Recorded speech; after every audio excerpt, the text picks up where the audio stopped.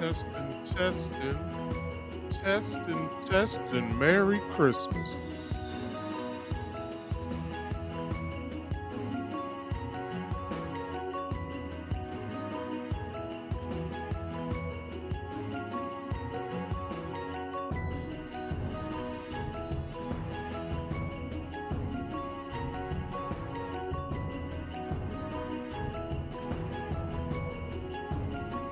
Testing, testing. Merry Christmas.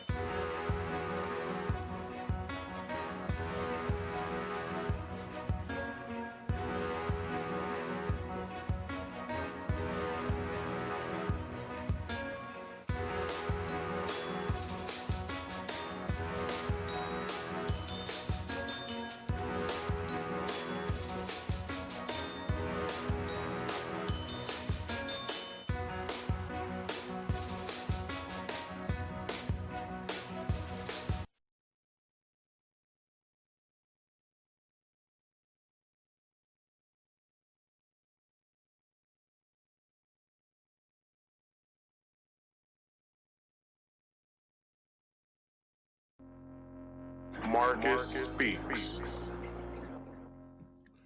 What's up, everybody? Welcome to a very Merry Christmas of Marcus Speaks Live. I'm your host, Marcus. This is Marcus Speaks. So, let's be merry. Hold on.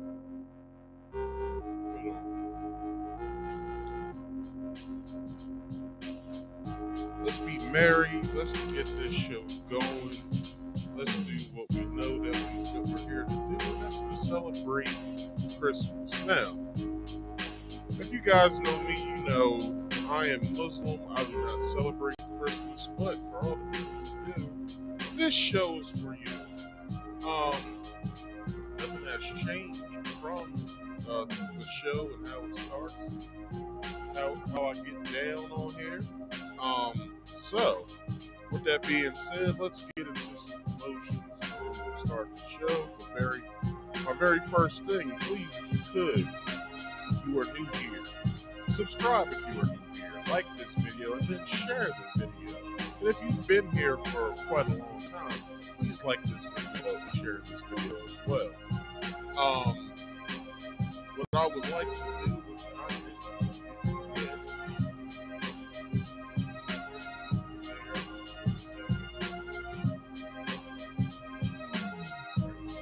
Now, please pay attention to the scrolling ticker. That is for you. Once you see a space comes up, that starts everything over, which is about to start over now. So please read through that. That has not only my social medias, that has things you can recommend to me as far as stories or show topics or show ideas. It has quite a few other things in there as well, so please read over that if you can. Do me a very good deal of a favor. Now, please, if you could, don't be shy. Write me something here in the comment section. I will be paying attention to it. I will be paying attention to it. I will be talking to you guys. I will be answering your questions if you have any or conversation at hand that is going down in the comment section. I will be in there talking to you guys. Also, we'll show your comments on the screen as well. Also, before I do anything, I want to go over a giveaway that is going down on my other show, Marcus Speaks Play. It is my game stream show. I am giving away 2 Xbox Game Pass Ultimate Passes. The codes are good for a year, I believe. Yes, the codes are good for a year, but you only get a month on each, and you have to have a credit card present. Now, last night's question to this giveaway was, what was the date that Super Mario Brothers was released and on what console? The way that you can enter to win in the live chat, please enter. I would like to enter it to win in the giveaway, and then go on my Instagram DMs and let me know what your username is and that you asked to enter into the contest. And with that, give me the answer, and then if you win, I'll take a picture of one of the passes, and then I'll type in the code. So with that, like I said, you have to give me the full answer in my DMs. You only asked to enter to win here. So I will be giving away 2. So the first prize winner will win one of the passes. The second prize winner will win the other. And then the third winner, you get all my love. I don't know what you can do with that, but you get all my love. Also, with that, where was I at on this? I was in my promotions. Okay, so let me get some things situated because I had things up differently today because of Christmas and everything. So I did this. Okay, so everybody, if you could again, please like this video, share this video, and subscribe if you are new here. Let's see. What's next? I forget. Sometimes I forget the whole structure of my own show. If you could go to my Marcus Speaks channel or my Marcus Speaks Play channel.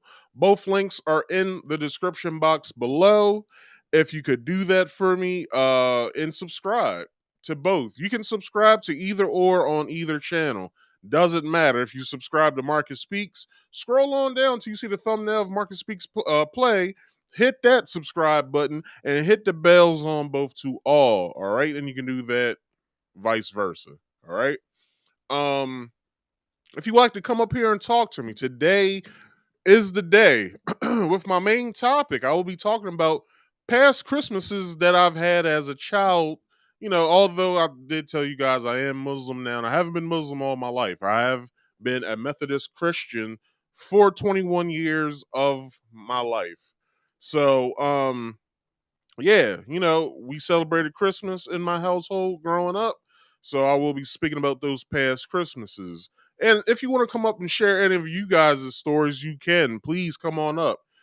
I would love to hear about past Christmas stories. If you have crazy past Christmas stories, or mysterious stories of maybe you guys were poor, you didn't know how you was going to get presents, and then mysteriously you had presents underneath of your tree. I'm pretty sure everyone would love to hear that. So please come on up, hit that link if you want to later on once I get to that portion of the show. And if you do that, I have 3 rules. Those 3 rules are: rule number 1, you must be on camera at all times. Here on the backstage, there's a question. Over top of your below your name is your screen, and you'll have your name over top of your screen. So rule number 2, if you don't want to be on camera, that is fine. Here on the backstage, answer the question if you do or if you do not want to be on camera, which is fine. But I still have to see you here on the backstage. I have to see who I'm speaking with. And then when I read what's going on back here, please don't make it a conversation here in my private chat back here. Just let me know if you do not want to be on camera, and I will make that happen. And the third rule is this: please silence all background noise. I wouldn't like, to mess up. I wouldn't like y'all to mess up your story if you're coming up here and saying anything. Also, with that, please find a secluded spot. Make it nice and quiet. If you have me on in the background, turn me off either on your phone or on your television. Please turn me off or down, and we can get into the conversation about what's going on with your past Christmases. And if you could, please do me this one favor again. Please like this video, share this video, and subscribe if you are new here. If you guys have ever watched my show, you know that I like to play videos when I do my show. My show consists of me giving you a whole bunch of hot topics and trending topics. But, in order to make my point, I like to play videos so you guys can understand what I'm talking about. And with that being said, the only way I can have you guys understand what fair use is, which isn't just a YouTube policy, it's also the law. Why don't we just get into what it is? Hello, everyone. I'm going to tell you about fair use. It's the law. Warning: federal law allows citizens to reproduce, distribute, or exhibit portions of copyright motion pictures, videotapes, or video discs under certain circumstances without authorization of the What up, copyright Big holder. Dicky? This is called fair use and is allowed for purposes of criticism, news reporting, teaching, and parody, which doesn't infringe of copyright under 17 USC 107. All right, that was beautiful. Now, tonight's show just doesn't consist of past Christmases that we're talking about. This is a normal show tonight. We will be speaking on some things going on in the news, some things that have been trending this week. So that is tonight's pre-show. So we will be talking about Kevin Hart and how the Egyptians are on his ass. Also, we will be speaking on the infamous Brooklyn Bishop Lamar Whitehead has been found well, has been arrested for fraud. Well, can't say that nobody didn't see that coming, but we'll be speaking on that. Also, we'll be speaking on tax refunds next year. I don't know if you guys have been paying attention to the news and what's been going on in the news, but yeah, that is going to be spoken of. But before we get into that, I want to get into a few things before. Let's do some banter real fast. Um, so today, my best friend and his family has laid to rest his grandmother. She was a sweet lady. I've known her all my life, and I spoke to him on the phone last week. I've been giving him his space because losing a family member isn't easy. Like, I've lost my grandmother when I was 13 years old, so I know exactly what he's going through. The only thing is he got to get more gain from his grandmother because my grandmother died of cancer when I was 13. Um, I'm not too sure what his grandmother died of, but uh, you know, just like everyone says, there's no more suffering, there's no more pain. You get to be in the arms of the Lord now, so you get to be in paradise. So I hope that you can pass this message on to my grandmother and tell her that I love her. All right, and I love you too, Miss Edna. So to the family of my best friend Josh, I love you guys too, and my condolences to your loss. She was kind of like a grandmother to me as well. So I hope you guys can stay in there, stay strong, be that strong family that I've seen all my life. So I hope you guys, you know, can hope you guys just get through this together. All right, just make sure that everyone's fine. Call each other. Even just for nothing, just call each other and just tell them that you love them. All right. And once again, I love y'all too. You guys have been a part of my life, all of my life, and I'm very sorry for your loss. And Miss Edna will be missed. So let's get into some more stuff. So yesterday, which was a crazy turn of events in the infamous, well, it's not really infamous, in the crazy trial of Tory Lanez versus the state of California. Some people was calling it um the Tory Lanez versus Megan Thee Stallion, but no, the real case was Tory Lanez versus the state of California. Uh, Tory Lanez was found guilty yesterday on all three charges. This is funny because how? like, like I know the story is that he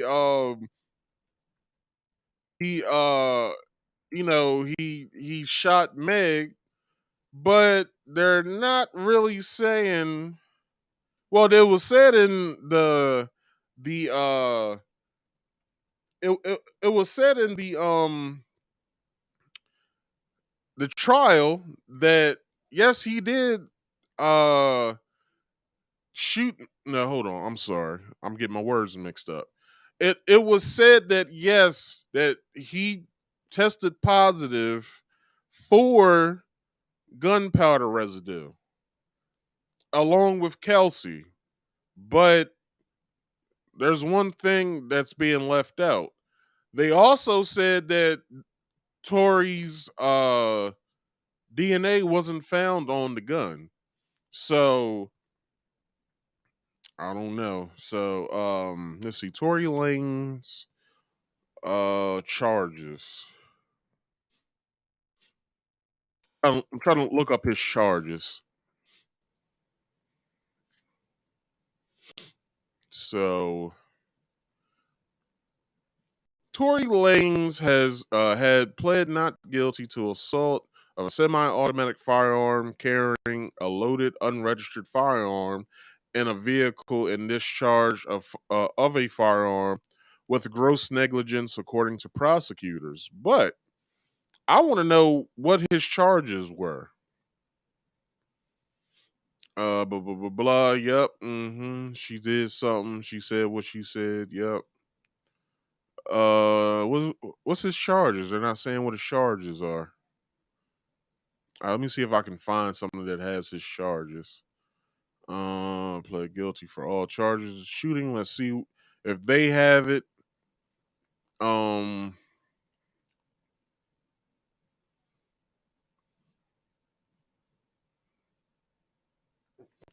excuse me. Uh, shooting. Blah blah blah. Yep. Mm-hmm. Same with the verdict. Blah blah blah. Blah. Yep. Chaos report broke out. Blah blah. Yep. Mm-hmm.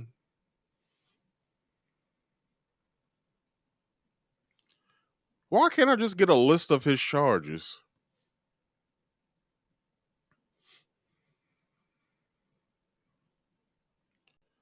What was he found guilty on? What was Daystar Peterson guilty of? If y'all didn't know Tory Lanez' real name, it's Daystar. Let's see. He was originally charged with assault with a semi-automatic firearm and carrying a loaded, unregistered firearm in a vehicle. Prosecutors added a third charge, discharging a firearm with gross negligence. Earlier this month, Lanez faces a maximum of 22 years and 8 months in prison. He may also face deportation to his home country, Canada, after serving his sentence.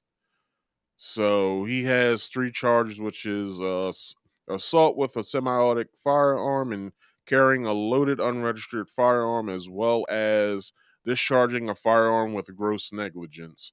So those are the three charges that he was brought up on. My whole thing is we was told, as I said earlier, that my boy didn't. Well, he ain't my boy, but that he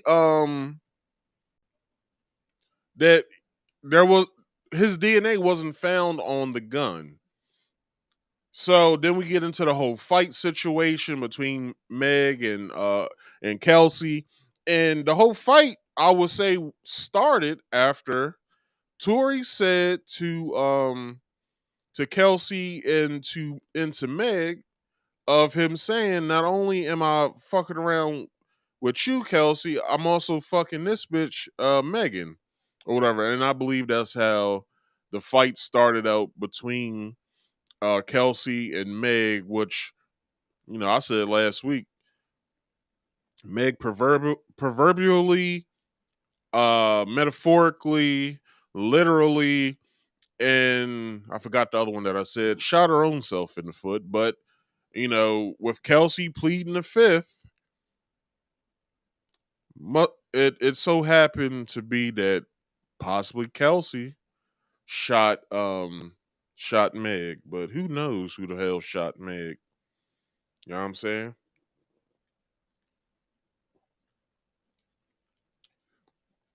I guess we gonna have to start playing Biggie's Who Shot You.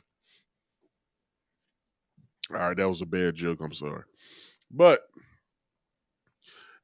it's a weird like chain of events and all this. Like they couldn't find what Meg's bodyguard. They couldn't find the driver or something like that to make his testimony. Like it's a whole slew of shit happening with this case, and a lot of people are looking at the case sort of like, why wasn't Meg uh uh uh tested for gunpowder residue? Why wasn't this going on? Why didn't they do this? And she lied to both the police and to Gail King and all this other craziness. Like it's a lot of stuff going on with this case.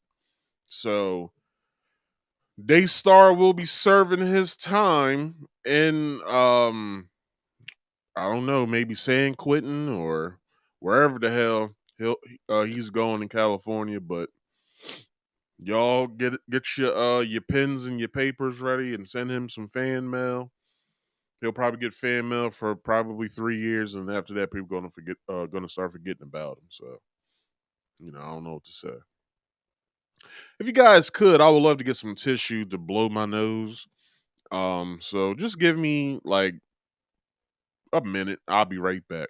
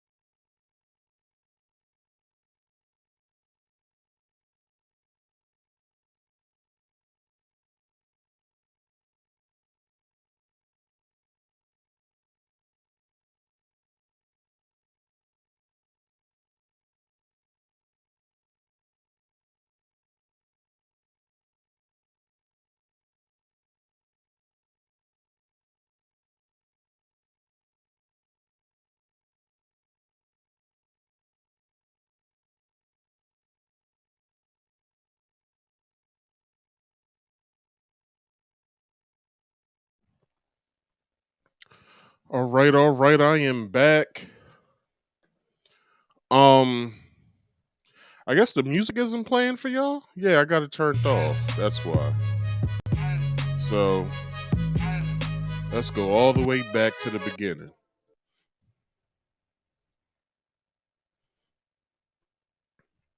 Let me play that one song I had ready because that was such a nice song to start out with. Um, Something else I wanted to speak on before we went to the pre-show today. I have no clue what it was now. Excuse me. Um, went over my friend. Went over Tory Lanez. I think that's it. I think that's all I wanted to talk about uh, with the banter. But um, oh, I'll just put this out there. So next Saturday, I will be having next Friday and Saturday is going to be a normal week for me. I will be doing the game stream on the 30th, and I will do. And I'm not sure what time I'll be coming on next Saturday. It probably will be early. Probably won't be my usual time at 6:30 Eastern Standard Time. I might come on maybe around 1 or so. Probably do like an hour show, hour and a half show. So yeah. So look out for next week. I'll be here doing like a little New Year's Eve, a year in review type show. So if you guys want to come on through, I will gladly have you. So I think that's it. So let's get into today's show. So let's get into the overview one more time. I will be speaking about Kevin Hart and the Egyptians being on his. Well, just the Egyptians have a problem with him right now. Also, I will be speaking about Bishop Lamar Whitehead being arrested for fraud, and I will be speaking about next year's tax returns or tax refunds. All right, so let's get into the show. So, uh, my first article that I will be speaking about with Kevin Hart comes from the Middle East Eye. I guess it's a publication in the Middle East, and it's titled "Some Egyptians Have Taken to Twitter Accusing Kevin Hart of Blackwashing Egyptian History." So you guys know how I do it. I like to play videos. So how about we get into this short video and let's see what's going on. According to the nationalnews.com, Egypt campaign to cancel Kevin Hart comedy show gains steam. The comedian's support of Afrocentrism and its take on ancient Egypt have angered many in the country. Egyptian social media users are calling for the cancellation of Cario's stand-up show by popular U.S. comedian Kevin Hart because of past Afrocentric comments about ancient Egypt. A hashtag calling for the cancellation of the show became one of the top trending topics on various social media channels over the past week in Arab world's most populous nation. Hart, an African American, is a vocal proponent of Afrocentrism, an approach to study the world history that aims to highlight the role of Black Africans in the shaping of humanity's narrative, which supporters of the movement says has been played down due to racist academic traditions inherited from Europe. Egyptians on social media circulated one particular comment by the comedian they say was made during a recent interview in which he highlighted the importance of teaching African children about when they were kings of Egypt. Many also pointed out Hart's recent partnership deal with Black Sands Entertainment, a media company known for its Afrocentric graphic novels and animated films about African history across the diaspora. Anyone but the Negroes. Let me say that again. Anyone but the Negroes. According to the ADL, along with the Jewish community as we know them, it is anti Semitism for the African American to say that we are the original ancient Israelites. Now we have the modern Arab Egyptians pushing to cancel Kevin Hart for stating that it is important to teach African children about when they were kings of Egypt. Now Now I want to stop the video real quick to speak on this. I don't know if the ADL or if the nomads that are in Egypt right now know this or not, but I said this with the whole Kyrie Irving thing, and I will say this now with the whole Egyptian thing. Yes, we were the original Hebrews. Those Hebrews also were enslaved by none other than us, Black Egyptians. I'm sorry to say it for anybody who didn't know. We are the ones who are also kings and queens. We also were the slaves. So how in the hell is some Ashkenazis and what's the other one? Khazarites and nomads gonna tell us who the hell we are? What the hell's going on with the world now? Let's keep going. a couple of sources that gives clarity of the origins of the modern Egyptians. According to outlines of ancient Egyptian history, it says, how often do we see in Eastern monarchies and even in European states a difference of origin between the ruling class to which the royal family belongs and the mass of the people? We need not leave Western Asia and Egypt. We find their Turks ruling over nations to the race of which they do not belong. Although they have adopted their religion in the same way as the Turks of Baghdad, who are Finns, now reign over Semites. Turanian kings may have led into Egypt and governed a population of mixed origin where the Semitic element was prevalent. If we consider the mixing up of races which took place in Mesopotamia in remote ages, the invasions which the country had to suffer,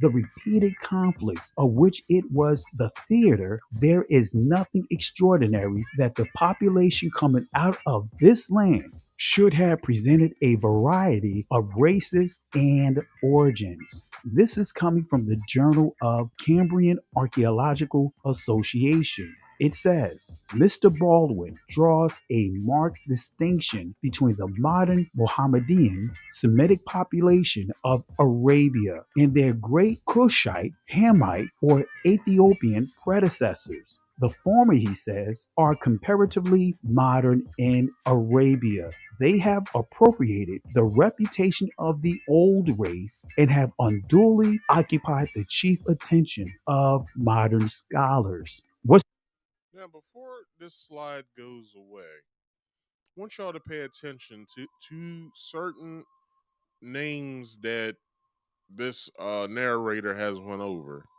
He went over Cushite, Hamite, and Ethiopian. Now, this is what I want you guys to know. That, hold on, my music stopped. Oh, no, it didn't. So, yeah, the Cushites, Hamites, and Ethiopians, those were the three tribes of Africa. The Cushites, they dominated the north. Then you had the Ethiopians who occupied. Well, if you want to be honest, let's be honest real fast. The Middle East ain't nothing but Africa. So I don't know what the hell they're speaking about, but the nomads that we know now as Iranians and Iraqians and Afghanis and you know, if you want to go further, such as Turkish and what the fuck is Kim Kardashian? She's half of what's that race? Um she's half Italian, and what was her dad? Her dad was well, forget about it. But that land of people, and you know, all that's the Middle East. All that, if you want to take from from Saudi Arabia on over, all that's Africa. So I don't know what the fuck most of these European scholars be trying to push out. Well, we don't want the black folks to know that they're this. We don't want the black folks to know that they're that. It's like, motherfucker, we are the fathers and the mothers of civilization that you see today. Now, let's get conspiratorial real fast. The most honorable Elijah Muhammad spoke on the great scientist Yaqub. Yaqub. The story of Yaqub is that he grafted every man from the black man, which is the red man, the yellow man, and the white man. So I don't know what the fuck most of these motherfuckers be talking about, to be honest. But the nomads that you know today that's in Afghanistan, Saudi Arabia, Iraq, Iran, and all those other what would they be considered Middle Eastern countries is all Africa. Let's get to the whole Hebrew thing. America too, Big Dicky. I don't want you to think that I'm leaving America out, which was called a Mexum. Like, come on now, like I'm tired of playing this game with motherfuckers for real. Like, I'm really tired. Like, when I see shit like this, I be like, why the fuck do they just continue to do this bullshit? Like, it's unnecessary. We don't need to do this. Most of us already know the history. You're basically doing yourself a disservice by saying, no, you were not that, you were this. It's like, look, dog, I don't know who the fuck you think you may be, but you as white folks, you as Middle Easterns, you as Asians, you're just starting to learn about this whole globe. Black folks been known about this shit. We've been all over South America, Asia, Fucking we've been everywhere. We've been everywhere. We were the first researchers, conquerors, and we help y'all. We help y'all. Then make your civilizations. We taught you. We taught you guys. But you can't always be in power at all times because how does the saying go? Absolute power. Absolute power. Was it absolute power? Damn, I forgot the damn term. If anyone's watching it and they know the saying, please put it in the live chat. Please put it in the live chat. Damn, I'm blanking on the term. It's absolute power something absolutely. I forgot what the fucking term is. But anyway, we were conquered as people because let's look at this analogy. When you have the fat king sitting in his palace, right? When you have the fat king sitting in his palace and he has no worries, well, the one worry he should have is his kingdom going against him, which many kings have been killed because they've gotten too gluttonous with not just eating, with power, with being a king. Like that's what happens to a lot. What do you think happened in Europe? What do you think happened in France? What do you think happened in any part of when it comes to being royal back in those times? If motherfuckers had an issue with your ass, you are out of here. End of discussion. So, the next time I see some shit like this, I'm literally gonna lay it out all on the line and tell these motherfuckers, look, you think that you're cute when it comes to you saying, well, we were told, scientists tells us this, is like, you're wrong. Just stop.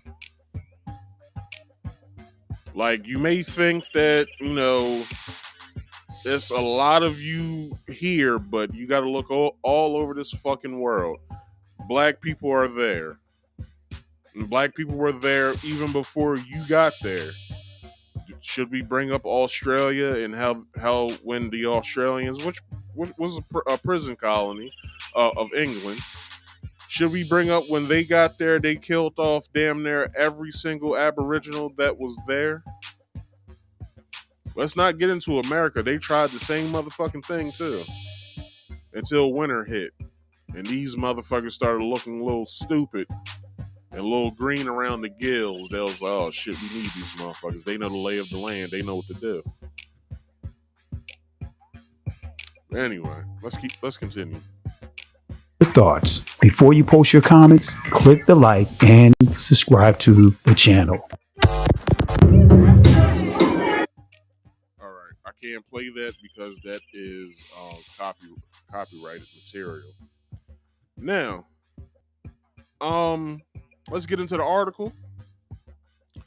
How long have I been up here doing this? All right, it's been 49 minutes. All right, so Egyptians have taken to social media calling for comedian Kevin Hart's debut show in the country to be canceled. Here's so Kevin Hart has a new special or a new tour coming. So that tour is called Reality Check. All right, so he's going, just like he did with his last Netflix special. I'm pretty sure one of them will be filmed. So his next tour his next special will probably be called Reality Check. So, it's unfortunate that they think this. So let's keep going. Where was I at? Be canceled over his past comments in support of Afrocentrism in ancient Egypt. A hashtag calling for Hart show to be canceled or boycotted has become one of the top trending topics on social media in Egypt over the past few days. Excuse me. One Twitter user says Afrocentristics. Hold on. Afrocentrists want to steal the uh, uh, attribute Egypt civilization to Africans and tell modern Egyptians that we are occupying Egypt for them. Uh, yeah, like what the fuck is wrong with people, yo? What the fuck is wrong with people? Yeah, you are. You basically landed there. And BD, I'll be getting to your comments in just a second. I see you rating. Um, y'all are occupying the shit. Y'all been there for what? Several thousand years or so? What you saying, BD? It's all right. This whole shit is gonna crumble soon, and black people that survive will probably have their own thing. And Jay Pylon says, at least the Egyptians can't cancel his bank. You're right about that. You're right about that. They have no power in canceling that shit. So that's Big Dickie's comment, and then Jay's comments coming up next. Have you guys read over that for a minute, and let's change now. There's Jay's. So yeah, Jay, you're right. It is good that they can't cancel his bank accounts and his Apple Pay. So let's continue. We must, they say, all participants in the campaign to cancel Kevin Hart's concert. Hart, a popular U.S. comedian, is a proponent of Afrocentrism, which advocates examining history through a lens that focuses on the role of black Africans. Some followers say modern Egyptians have no claim to the country's ancient history because they are the descendants of Arab invaders. Yes, you are. You are nomads. You are the sand people from Star Wars. That's what you are. Just, I'm saying, if we want to get real, from Saudi Arabia all the way to the end of the Middle East is Africa. I'm just letting the nomads of the land who is occupying that land. I'm letting you guys know that you do not own the history of Egypt. If it's not true, why was the noses of all the statues shot the fuck off by Napoleon? And let's say by you guys as well. Why was the noses shot the fuck up? Look, if it wasn't an Afrocentric nose that was on those statues, you would have kept them. Would you not have? They would still be there until this day. But since it showed that it had some African features in that nose, and we all know what the fuck African features look like when it comes to noses, they still would be there. But since it had Afrocentric noses, it was like, nah, they can't know anything about them being over here. Let's shoot this shit the fuck off. But then the lips stay. The lips are still Afrocentric lips. Full lips on all those damn statues. Damn, it hurts, doesn't it? It burns y'all to know that we're telling the truth. Let's keep going. Modern Egypt was a various was at various points in history part of the Greek, Roman, and Arab empires, which is also true.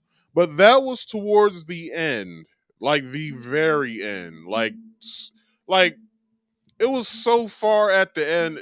Basically, the credits were rolling. That's how towards the end it was. That all of these civilizations, such as Greek, Roman, and Arab empires, took over Egypt. we was doing other shit at that time. We didn't give a fuck about them damn monuments that were standing on that land anymore. We saw the shit already. Let's do some other shit. So that's when a lot of civilizations in Egypt started branching off and going into different parts of Africa as well as South America, Central and Mexico, and America as well. So, what are you guys saying? Let's keep going. The country is an ethnically and religiously diverse nation of more than 100 million. Egyptians even claim ancestry from is that Circassians and Turks going back to the Ottoman Empire. There there are also Egyptians of Nubian descent. Nubian meaning people of burnt faces or black faces. Sorry. Anyway, let's keep going. Some schools of thought claim that Coptic Christians, who number between 10 to 15% of Egypt's population, hold are the most direct descendants of ancient Egyptians. Now, who did they say? Who did they say? Coptic Christians. All right. Hart's critics from across Egypt have noted in interview the comedian gave. Hold on. Hart's critics from across Egypt have noted an interview the comedian gave where they say he claimed Africans were the kings of Egypt. It definitely wasn't King Leonidas. What's homeboy's real name in real life? Gerard Butler definitely wasn't Gerard Butler and all them white folks you saw in that movie. Damn sure it wasn't y'all. Do you know that movie was a slap in the face to black people? What was it called? Gods of Egypt. The only which I like that they did that too. I like this part. The only black god in that whole movie was the smartest one, and that was Thoth. That was the only black god in that entire movie, and it was played by none other than Chadwick Boseman. Everybody, let's give Chadwick Boseman a round of applause and a DJ. That fucking role was amazing. McDickey says Alexander the Great invaded too and brought white people. Like I said, towards the end, the credits were rolling at that point. So,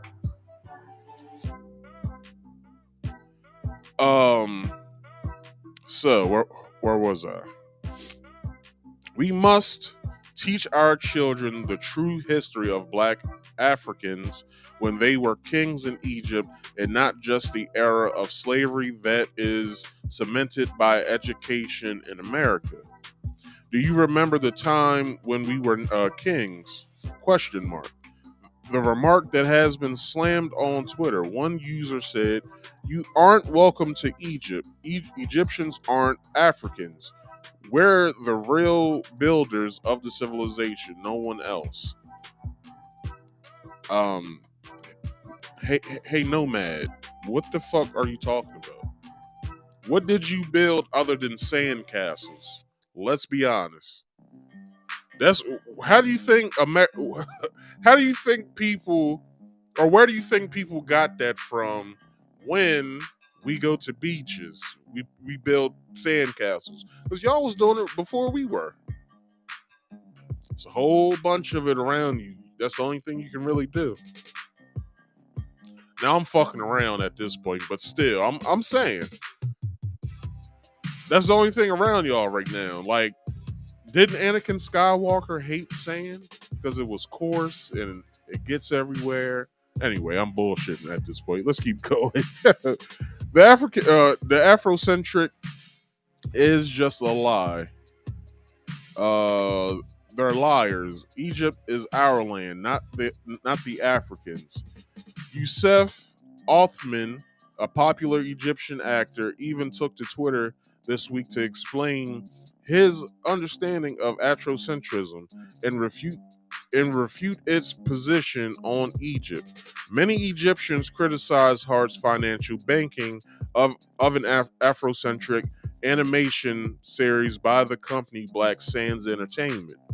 Now, if you guys have never seen that before, it's usually on YouTube. Check it out. It's called Black Sands. It's like a still comic animated series, I believe. Or if not, they made it into like a 3D animated show. But it's a very good show. It's a very good comic as well. I suggest you guys read the comic too, because that's where they're pulling it from. And it's basically telling the history of Egypt through the eyes of children that are in Egypt. So it's kind of like a superhero-ish in a way type of cartoon, but it's packed with knowledge. So I suggest you guys watch it. It should remind you sort of kind of like Avatar The Last Airbender.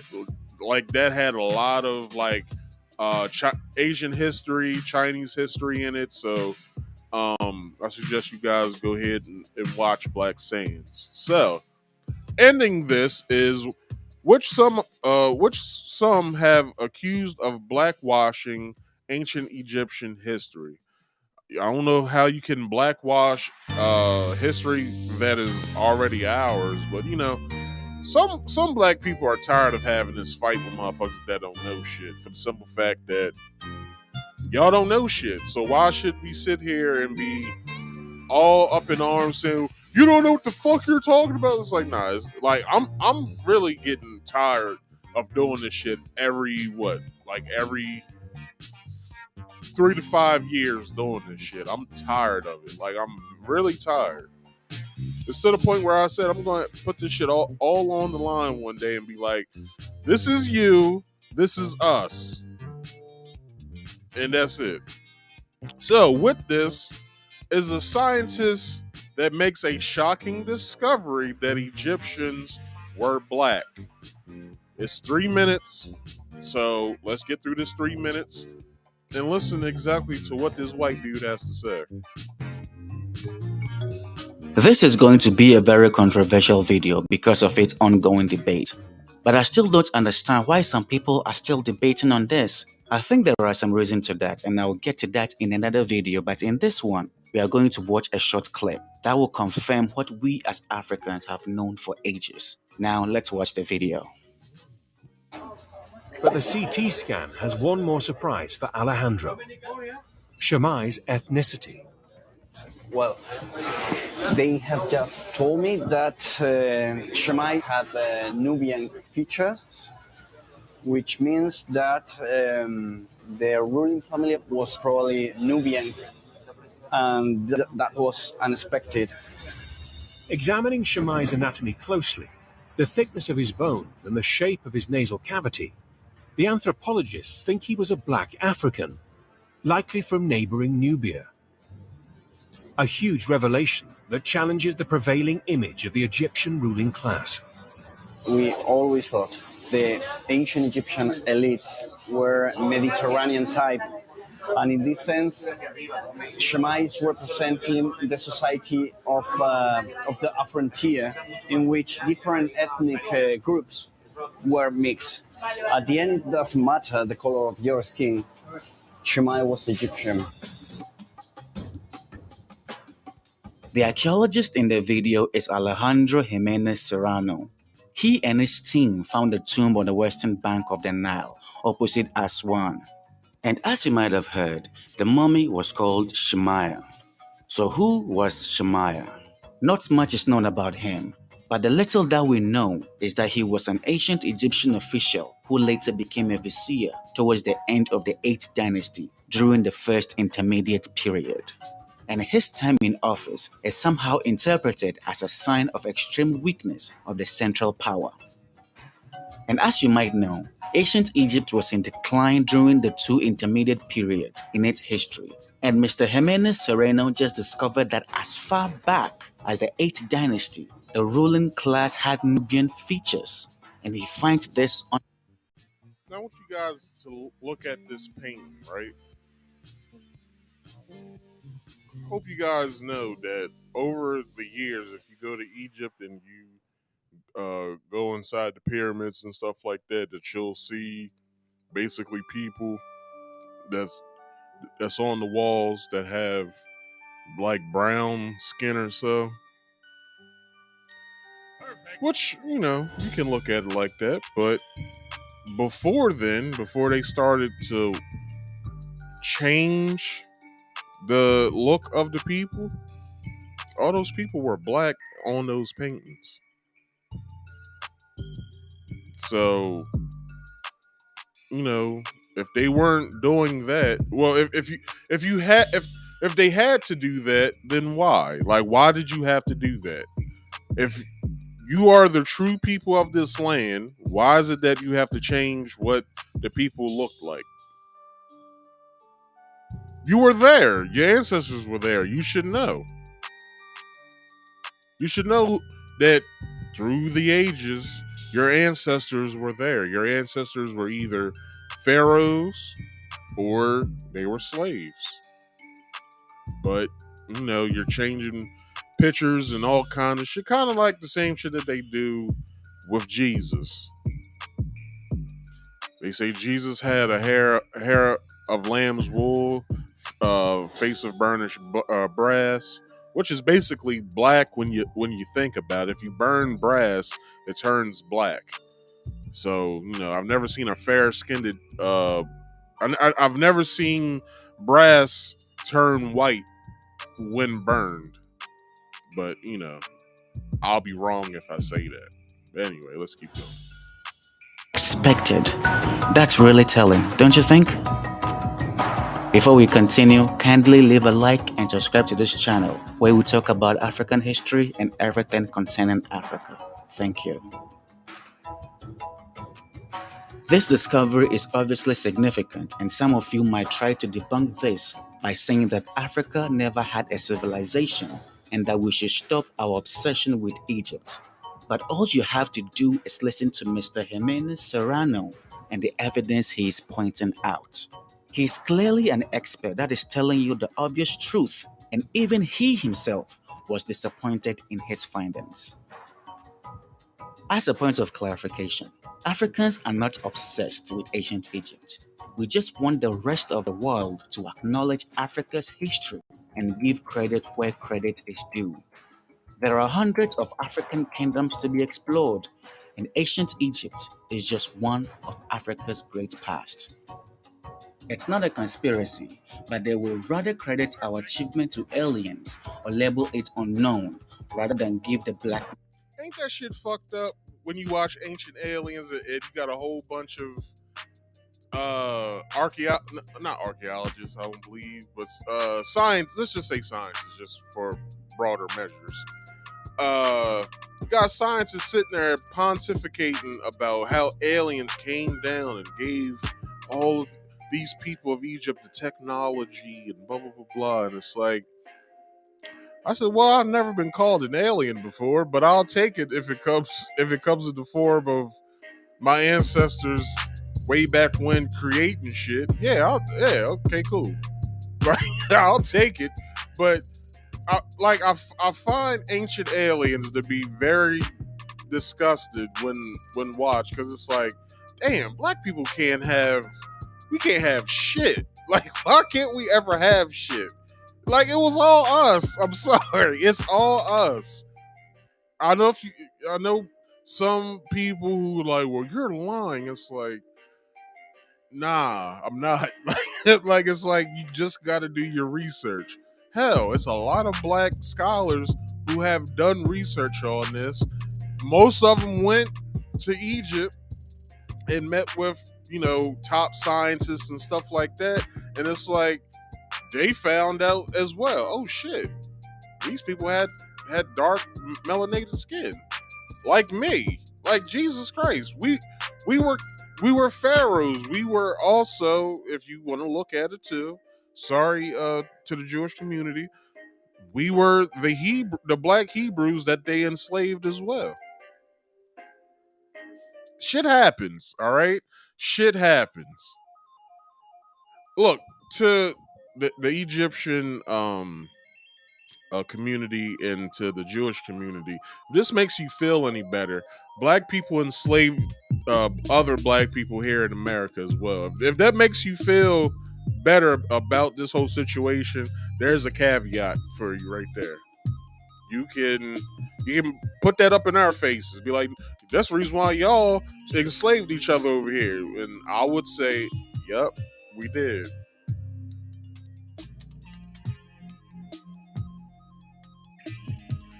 Anyway, let's keep going. And it's due. And when we try to dig up Africa's history, they call us Afrocentrics. Thank you for watching, and see you in the next video. Is that not what they call Kevin Hart, an Afrocentric? Ooh. But it hurts them to know that we know that, they've been trying to fuck us over for years. Now, like I said again, and I'll reiterate one more time, this shit comes up damn near 3 to 5 years that we ain't this and we ain't that, which is fine. Do your thing, all right? I'm not about to argue with you. I'm just gonna lay everything on the line and let you know what we've been through in this entire civilization, in the entirety of it. Because I'm tired of it. I'm gonna go to all the scholars that I know. Well, not I know personally, but that I know. I'm going to read over all of their works, and I'm gonna let y'all know. Not y'all as the audience, but I'm gonna let the motherfuckers know that want to keep bringing this bullshit up. But all right, y'all need to pay attention to these slides I'm about to show y'all, and follow the detail, follow the details in the packet I'm gonna give you as well, because this is what it is. If you have an issue with this, how about you go there and see it for yourself? Because right now I'm just going off of research. You actually have the money to go over there. So fuck the nomads over there giving Kevin a hard time, and fuck everybody else who think differently about what black folks already know. How about we move on? So, Brooklyn pastor who was robbed on live stream in July, charged with wire fraud, says The Guardian. Now, if you guys don't know what's going on, the infamous Bishop Lamore Whitehead, this guy right here, he was arrested for wire fraud, which he was already arrested for fraud to begin with, before. Now, let's get into this little small video that I have waiting for you guys. This lady from, I believe this is Afrocentric News. I need to get the, hold on. I need to get the name before I let y'all know where this is from. Afro Diaspora News Channel. All right. So Bishop Lamore Whitehead out of Brooklyn, New York, has been arrested on federal charges for defrauding some of his members, a businessman, and lying to the FBI. Now, specifically, the U.S. Attorney said this in a statement announcing the arrest. U.S. Attorney Damian Williams said Whitehead abused the trust placed in him by a parishioner, bullied a businessman for $5,000, and then tried to defraud him of far more than that, and lied to federal agents. his campaign of fraud and deceit stops now. Now, specifically, there was a woman in the church who gave him, now listen to this, gave him $90,000 to help find her a house, but he didn't do that. It sounds like he helped find himself a house. And so she and her son asked for the money back, and he was just giving her the runaround. He never gave her the money back. So that's one thing. And then the other thing was a businessman that he did get $5,000 from, and it sounds like he tried to extort $500,000 more dollars out of him. In regards to the FBI charge, he is accused of lying to the FBI because they asked him about the number of cell phones that he had, and he says, "Well, I just have the one that I have on me," but they found another one. And in text messages, he was so they read him telling people, "Oh, this is my other cell phone." So he got caught up in that as well. But let me go over something with y'all real fast. And I said this last week when I was speaking about Meg lying to the detectives. Lying to a law enforcement officer is a crime within itself. Now, I know I went over this already, but how in the fuck is Tory Lanez going to jail if A, he did not have DNA on the gun, but he did test positive for they say gunshot residue, but it's really gunpowder residue. Now, with that being said, how the fuck are you going to then lie to the detectives or the FBI, Bishop Lamore Whitehead? It is a crime. It's a fucking crime. Which is good that most black people take an oath of silence of we're not going to speak to the police, because you don't incriminate yourself at that point. By lying to law enforcement officers intentionally and knowingly, it is a fucking crime. What is wrong with people? What the fuck is wrong with people? Just shut the fuck up next time. Oh my gosh, let's keep going. I'm sorry about that. Might remember him most notably in July, where he was robbed at gunpoint as he was giving a sermon live on Facebook by 3 gunmen that went into the church and alleviated him and his wife of about $1 million worth of jewelry. Now it is said that they caught. Now some people are saying with that was set up by Bishop Lamore Whitehead, because I believe he said that they stole over $1 million worth of jewelry, which I believe it then rounded out to maybe 500,000 or so dollars worth of jewelry. But still, some people say that he set that up, that was his doing. Excuse me. I guess to get donations. Donations. Let's keep going. 2 of the gunmen, but a third one is on the loose. Also, y'all might remember, because I covered the story of when a blogger went up into the church and it kind of got confrontational, and he invited her to come up to the front of the church where they began to go back and forth, and he put hands on her.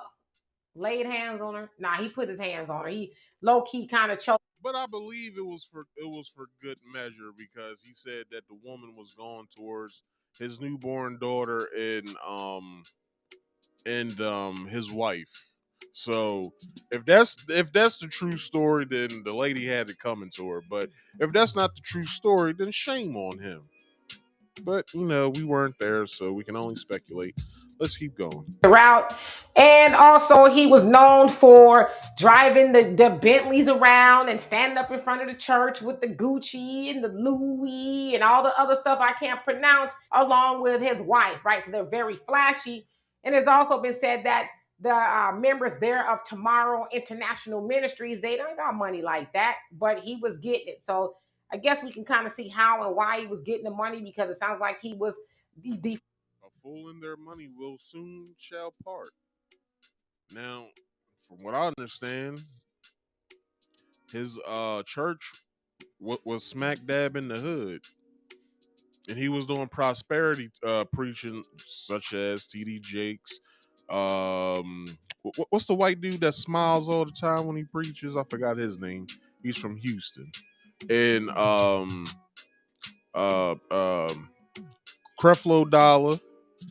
All these prosperity preachers.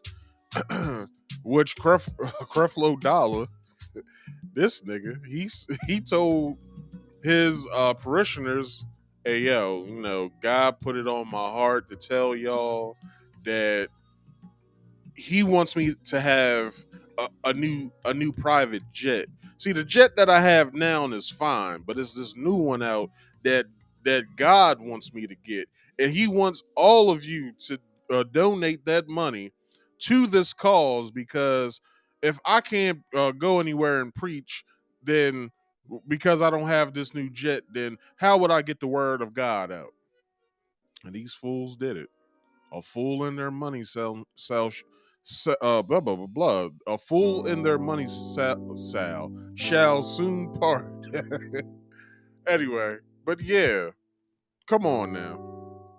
Have you ever been into a church and with the Bibles, it also has sheets of paper in there of how much you should tithe? It gives you like it says like whatever you make or whatever. Like let's say you make every 2 weeks. Let's say you make, I don't know. Let's say you get $2,000 every 2 weeks, right? They then on the side of that have percentages of what you should pay. So it's kind of like in like a bar graph, in a sort of way, but it has like 10%. It has 10%, 20%, all the way to like 150% or whatever. I went to some church for a wedding, and I picked that up to see what it was, because I'm like, I pay attention to my surroundings and I like learning shit. And when I saw that, I was like, what? Like, it shows someone who makes $2,000, and for 10% it said 200, and then all the way down, all the way to like 120%. Most of the times it was over the number of which it estimated that you might make or whatever. I was like, this shit is wild, yo. Like, for real. Like, what, people weren't tithing at one point, so y'all had to come up with this graph to help people? Because if they didn't know, it's fine that they if they didn't know. But how you going to expect somebody to pay 150% in tithes? Are you fucking crazy? Nigga, I got bills. How about that? How about you tithe to me? Because I got this electric bill that needs to be paid. Anyway, let's keep going. People out of the money. And it should also be said that he is good friends with that of Mayor Eric Adams, although the mayor's office did not make a statement at this moment regarding his good friend, the bishop, being arrested. But the mayor did make a statement when the bishop was robbed, saying that we're going to find whoever did this to him. We're not going to put up with it. So I guess there is some validity that they are friends. Also, it is said that when he was trying to defraud people, him being the bishop, that he would say, oh, I got all these political favors and I'll call in this office and that office. And the FBI was like, yeah, he didn't really have power like that. But that's what he was telling people in order to gain their trust to get their money. So anyway, y'all tell me what you think it is. Birds of a feather flock together. Because we don't know where the hell that mayor came from. We don't know about anything that New York mayor has done before being mayor of New York. And didn't he also pull a stunt where he drunk some dirty water?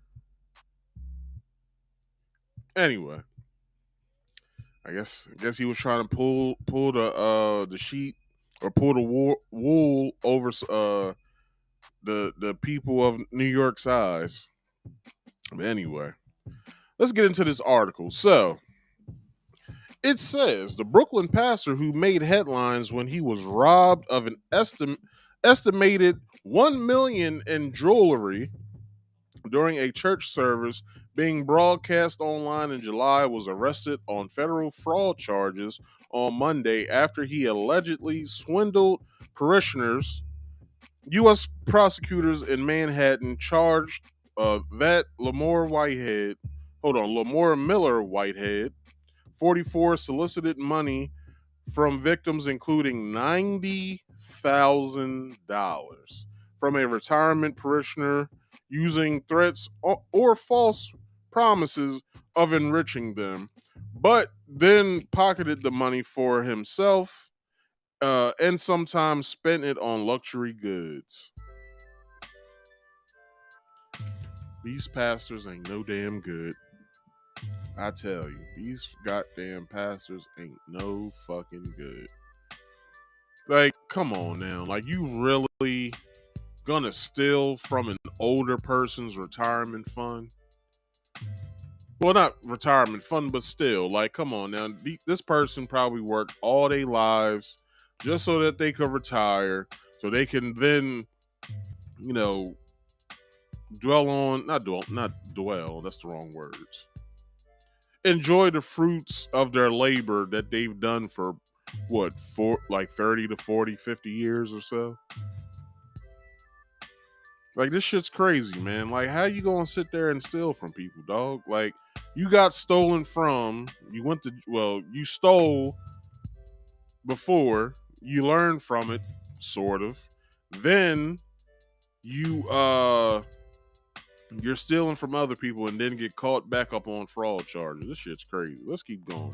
Whitehead, the self-styled bishop of Leaders of Tomorrow International Ministries, is also accused of lying to FBI investigators. He was arrested earlier on Monday and scheduled to be arraigned in federal court later in the day. As well alleged today, Lamore Whitehead abused the trust placed in him by a parishioner, bullied a businessman for $5,000, then tried to defraud him of far more than that, and lied to federal agents, U.S. Attorney Damon Williams said in a statement. His campaign of fraud and deceit stops now. FBI Assistant Director Michael Driscoll said that Whitehead had carried out several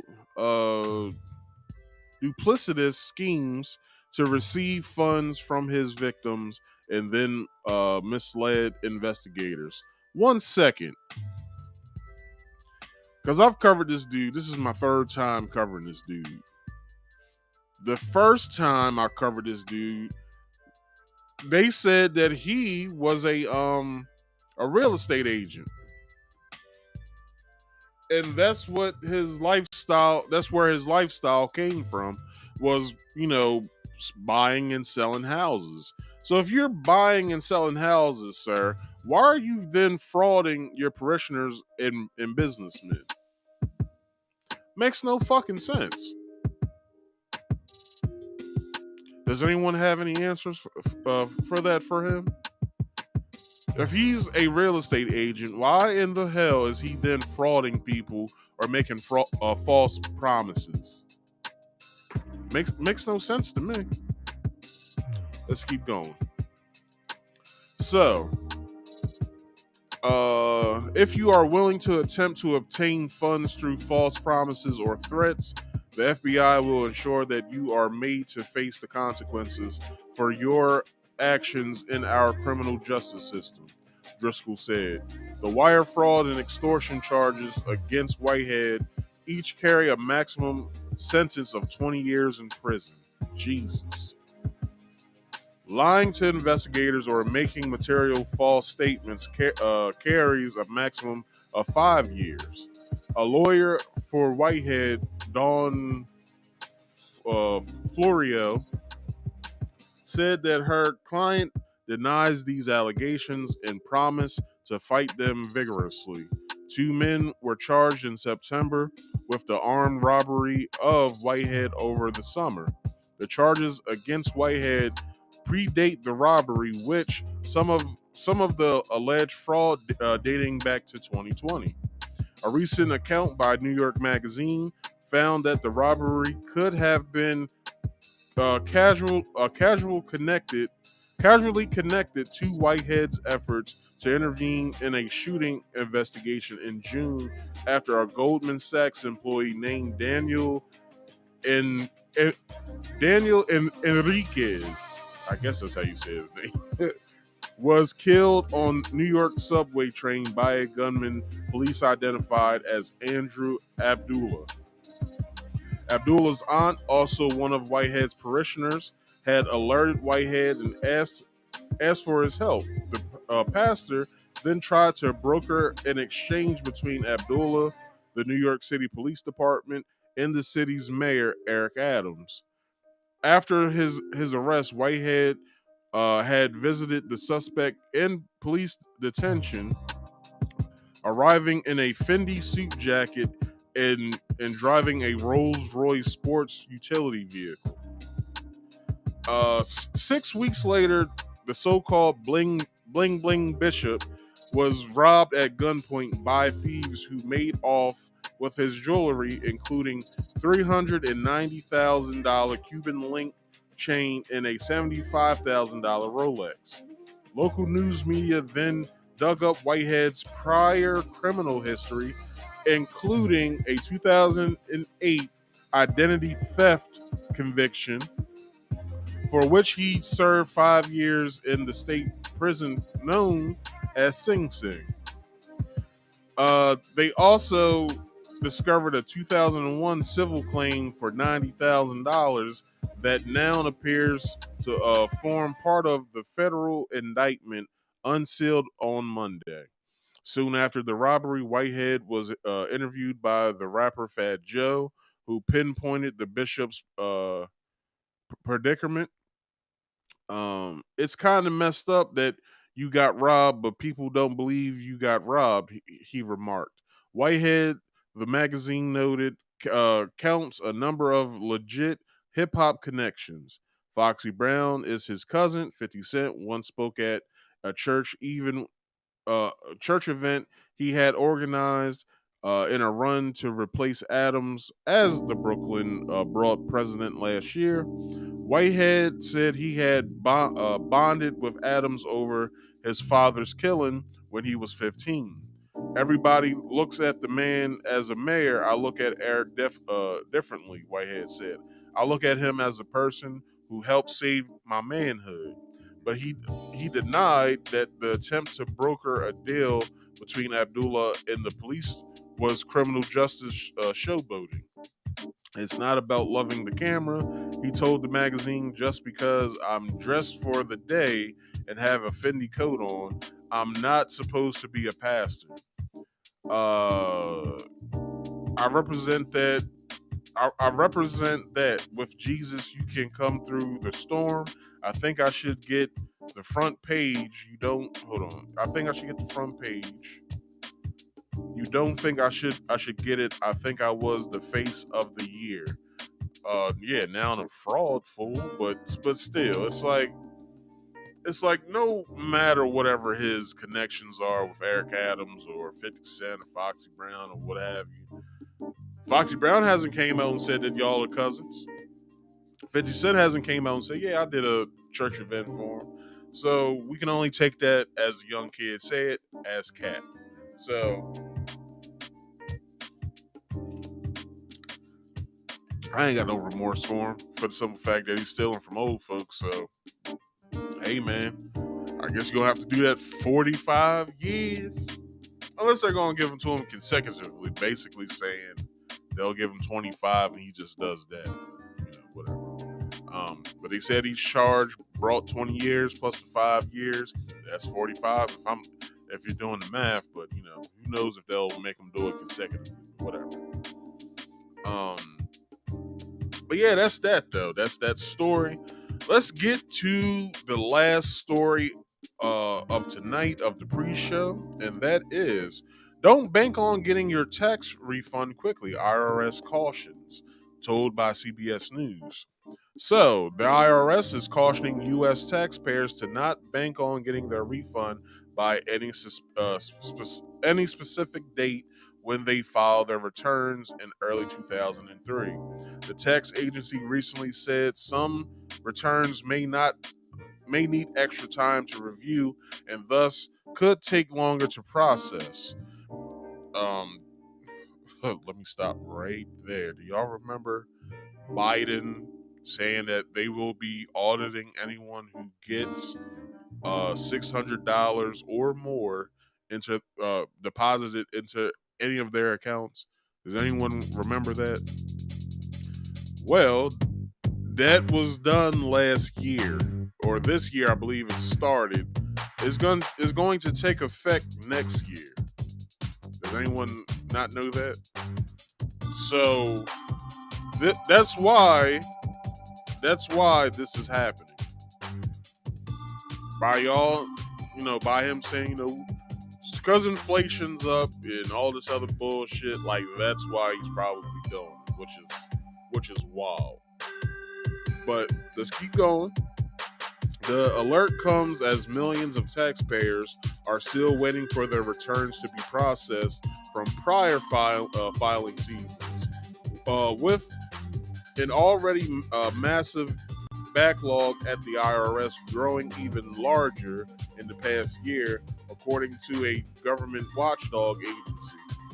The note of caution comes as taxpayers will soon begin filing their 22 tax returns, with the IRS typically opening the filing season in January, while the IRS hasn't yet announced when it will begin accepting tax returns next month. Many taxpayers file as early as possible to get their refunds quickly, which is me. I do that as well. Which are often used to pay down debt, pay bills, or make big purchases. Last year, almost 110 million households received an average tax refund of almost $3,200, according to data from the tax agency. But the IRS is warning Americans not to count on getting that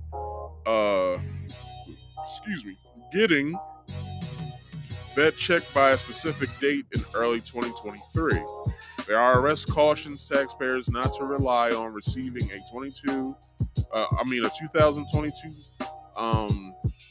federal tax refund by a certain date, especially when making major purchases or paying bills, the tax agency said in November. Still, the IRS has said that most refunds are sent within 3 weeks, but certain issues can slow down a tax refund, such as if a taxpayer files via a paper form, which must be processed manually and can take 6 months or more to be completed, the agency said. And returns that claim some tax credits, such as the earned income tax credit, also many take longer for filers to get their refunds.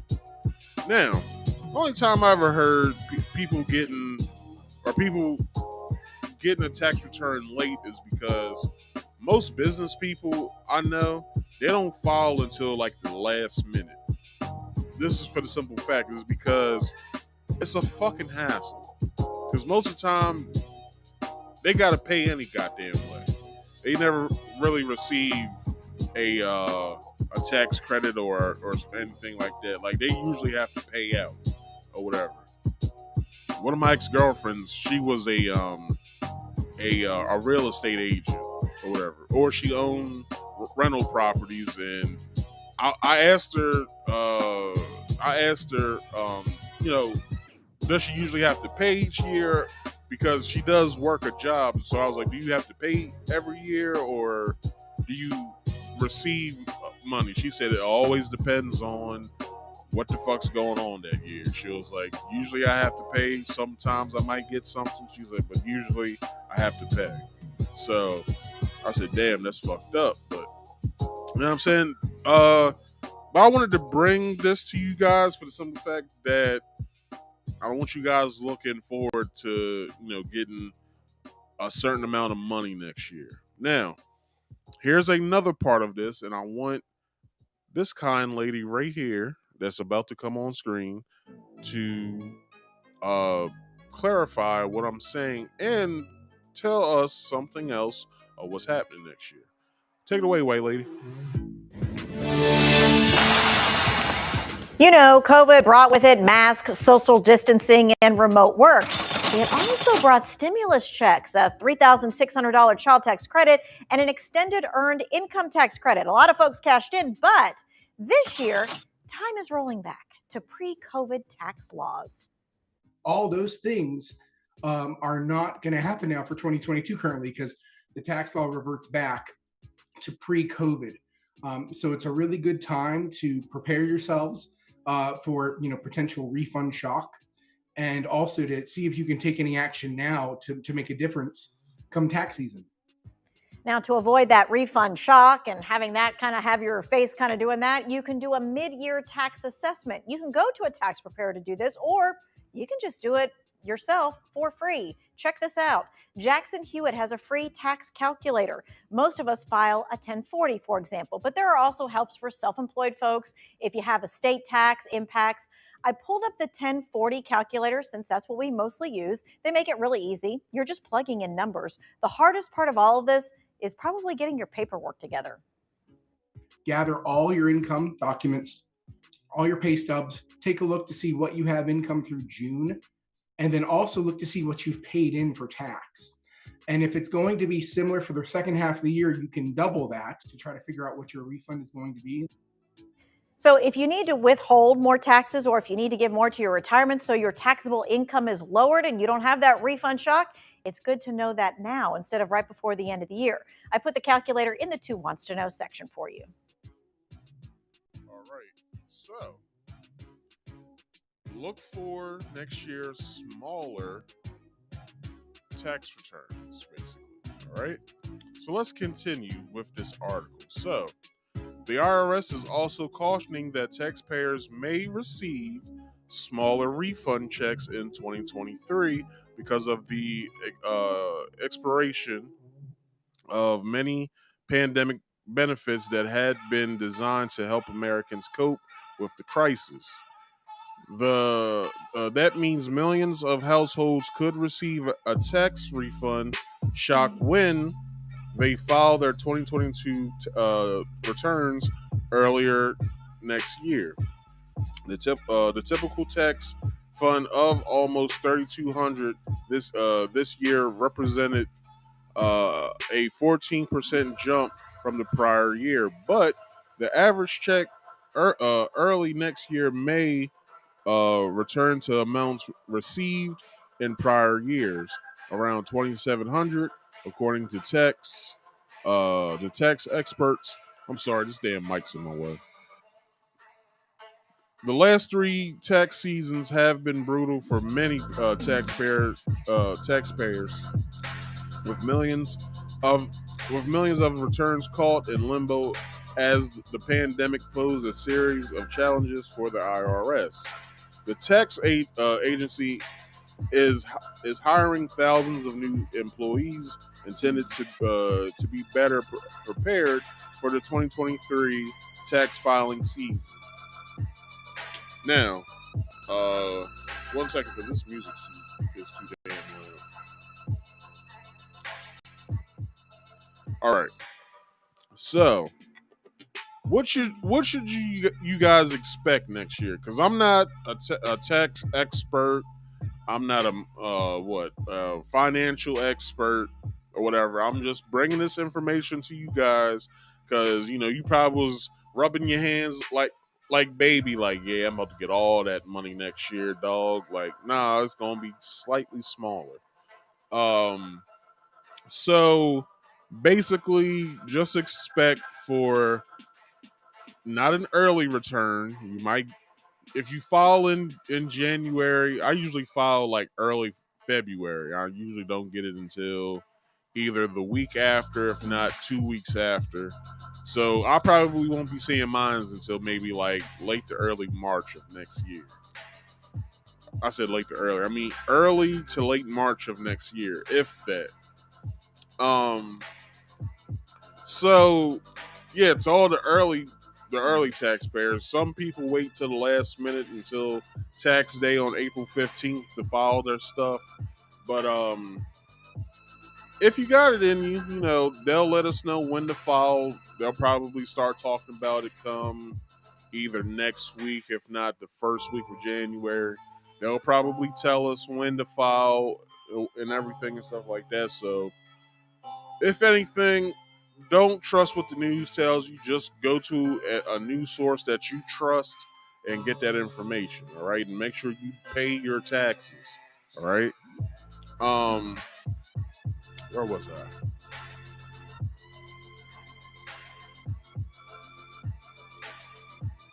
According to the Government Accountability Office, a watchdog agency, the backlog of returns have swelled to 12.4 million returns still being processed as of September, an increase of 1.9 million returns from a year earlier. That means millions of Americans have had delays in getting their tax refunds, the agency noted. Now, if you haven't received your money yet because of tie-ups at the IRS, then I I hope that you get your money. All right, I really do hope that you get your money because that is messed up if you haven't gotten your money yet. But I will say this: um, don't bank on getting a lot. Don't bank on having it early. Don't bank on, like, if you have something that you've been trying to pay off, such as a debt, or you know you want to make a big purchase or anything. You may not have all the money, so you might want to start saving up if you haven't already done so. Also, if you didn't know this information before tomorrow, you're probably fucked. So, not only will you probably be getting evicted from your apartment next month, you probably won't have the money at a suitable time to pay that either rent or your house note or whatever the hell you do with it, property taxes or whatever. You may not have the money right then and there, but you know, shit happens. But people, that has been the pre-show for everyone who has watched. I hope you guys are still here because this is the time where you can come up and start talking to me once I get out some of my stories. If you want to come up and hit the link and talk about past Christmases that you had either in your childhood or maybe you got some good memories now. And you know, as an adult, if you have kids and stuff like that, share those too. I want to hear all of them. All right. So, with the overview of what we're going to be speaking about today, is just basically let's talk about Christmas past. All right. I'll start it out. With that being said, also, if you want to come up, hit that link. Please be on camera at all times. That means here on the backstage as well as when you come on to the public. But if you don't want to be on camera, that is fine. There is a private chat back here that says it has a question in it when you come back here. Your tab may not be up on your side. It should be because you're gonna be joining with me. Um, if the tab isn't up, just hit the tab of the private chat up. It has a question in there. Don't make it a conversation back here, please. I just need to know your name, or what you're coming back here with, and if you do or if you do not want to be on camera. And there are 3 rules you have to follow, which are please be on camera at all times. If not, I'll let you know to shut your camera off if you don't. And please silence all background noise if you could. And while you're at that, please, if everyone is still watching, please like this video, subscribe if you are new here, and share the video. All right, there's some nice Christmas cheer going on right now. I want you guys to, you know, make sure you and your families are having. I want to make sure that you and your families are having fun.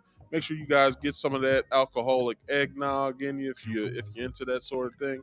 If not, just put some drink in your cup. All right, that's all you got to do. Now, let me share some stories from my Christmas past. Now, I was born in '88, so I'm basically a '90s baby. I'm a '90s child. So the one Christmas that I can remember was when I was around maybe 3 or 4 years old. Um, I had remembered I had woke I had woke up one night, and it was Christmas Eve or Christmas Day really, but it was in the wee hours of the night. Me and my sister uh, were both up because we were so excited, and I think I couldn't tell time back then, but I think it was around maybe like 3 or 4 o'clock in the morning.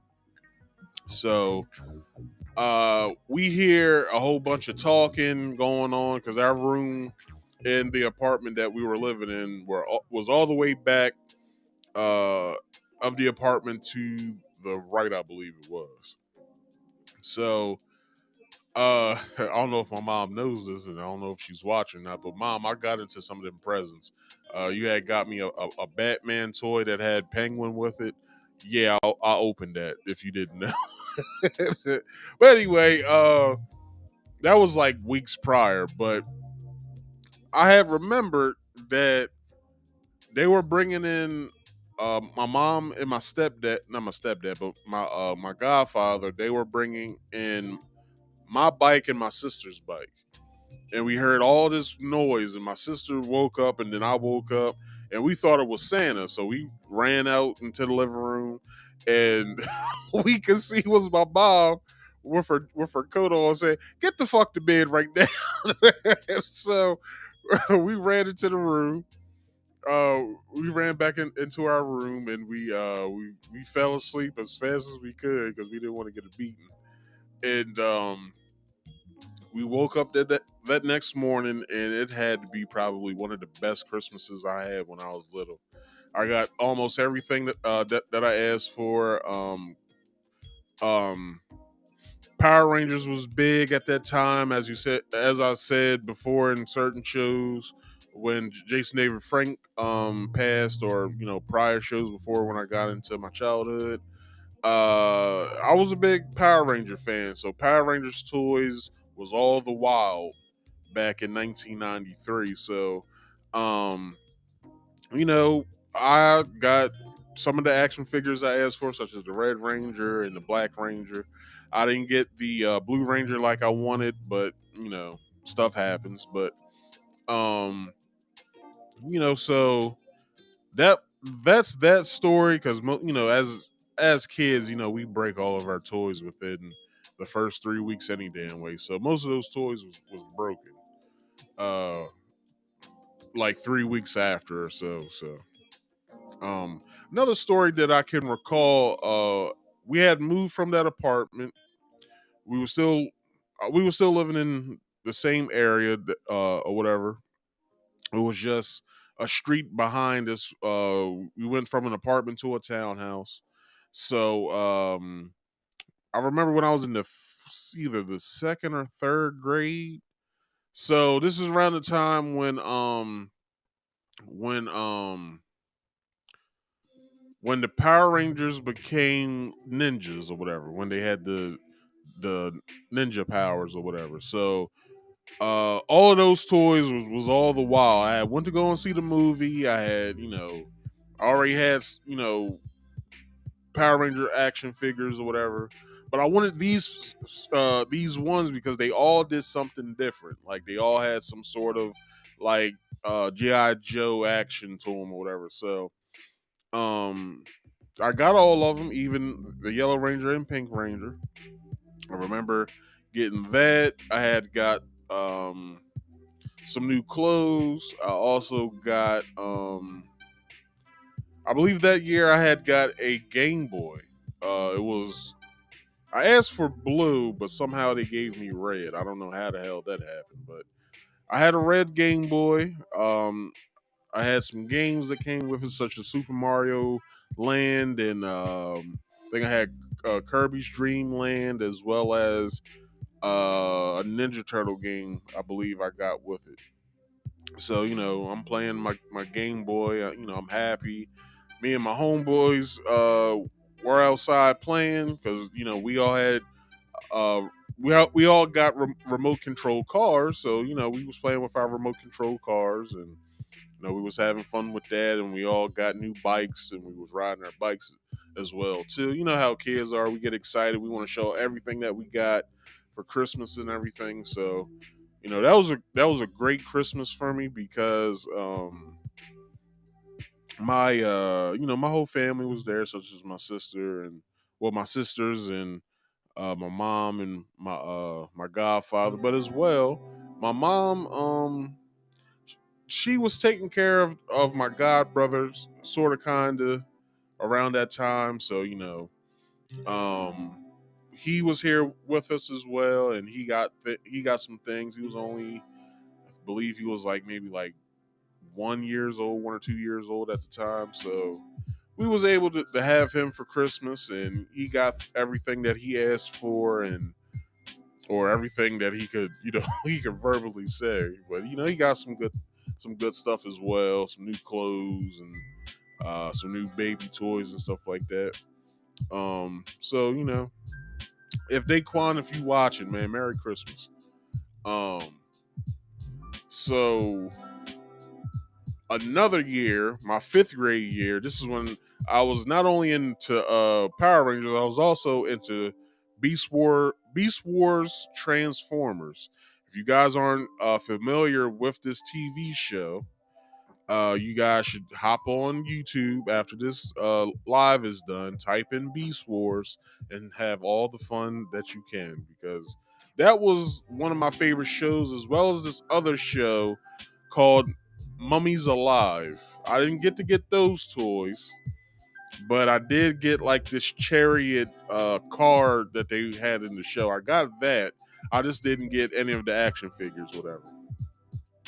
So the chariot broke into like pieces or whatever, into like separate cars. So I would play my I would play with my Power Rangers with it or whatever. So with that I got several Beast War toys. I believe at the time they was doing the trans metal thing. So I got Death Charge, I got Cheetor as trans metal, I got Rat Trap as trans metal. I got who else? Who else did I get that year? I can't remember what else I got, but I got this outfit that I had begged for, because at the time, this is 98, 99. So if you wasn't listening to Master P at that time, then I don't know what the fuck you was doing. So army outfits, like army suits was the shit. So I had this white and red and black and gray army outfit or whatever, and that was the first thing I wore to school of us coming back from Christmas break, and everyone knew in my class how much I liked Master P as a rapper or whatever, and all that. So I don't know why I was a Master P fan. I have no idea why I was a Master P fan, but yeah. So that was the first thing I wore back to school. Was that I had my Timbos on, so I had a nice new pair of Timberlands. I had my army suit on. It also came with a hat, but I said the hell with the hat, that's too much. So I just had a Scully on that day. Also got some new video games. I'm an avid video gamer. If no one knows, I have a show dedicated to it, Marcus Speaks Play.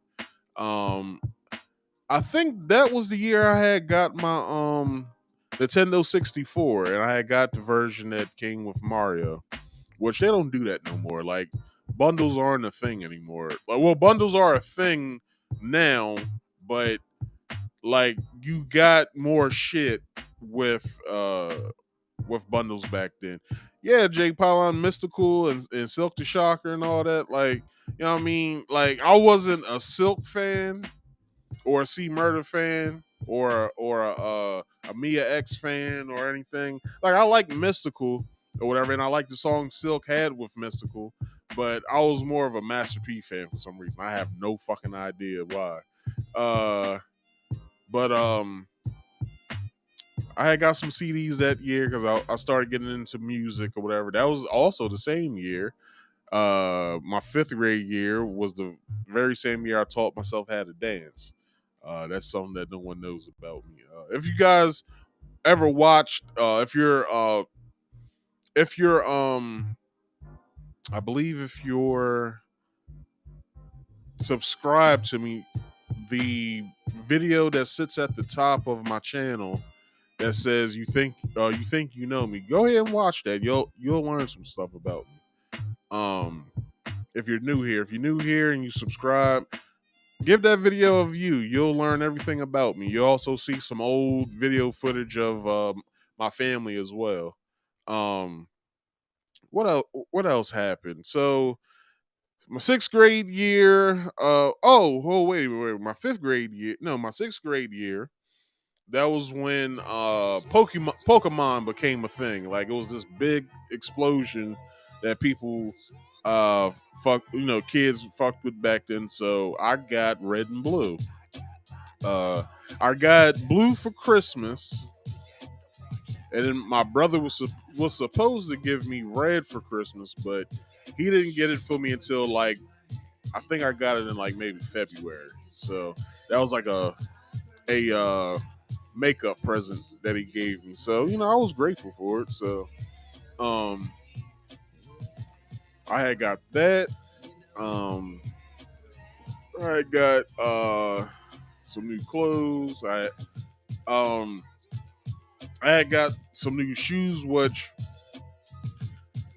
this may shock some people because of what the hell has happened over the course of the past 2 months or so. I'm a big avid Adidas wearer. This is the only reason why.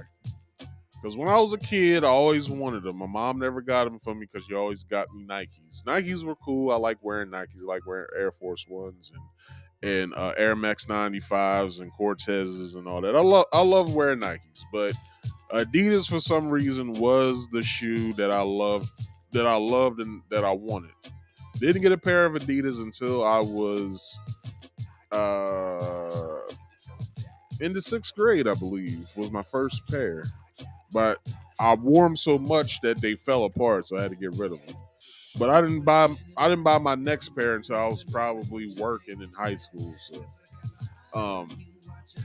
because Air Forces became a thing, so everybody needed to get Air Forces. And then I remember one year in high school,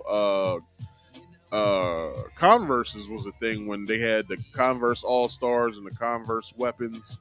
Everyone had a Converse pair of that then. But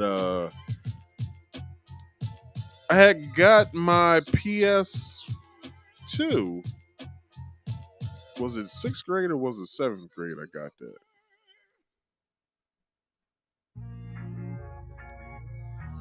No, I didn't get that until I was in the 8th grade. So 8th grade, that's when I got my PS2 for Christmas. The same person bought it for me was my brother. So I didn't get it Christmas Day. I got it Christmas. No, I got it in January. So late Christmas present or whatever. So I got the PS2, and I loved it. Me and my brother hung out all the time. So I got the PS2 and I played it.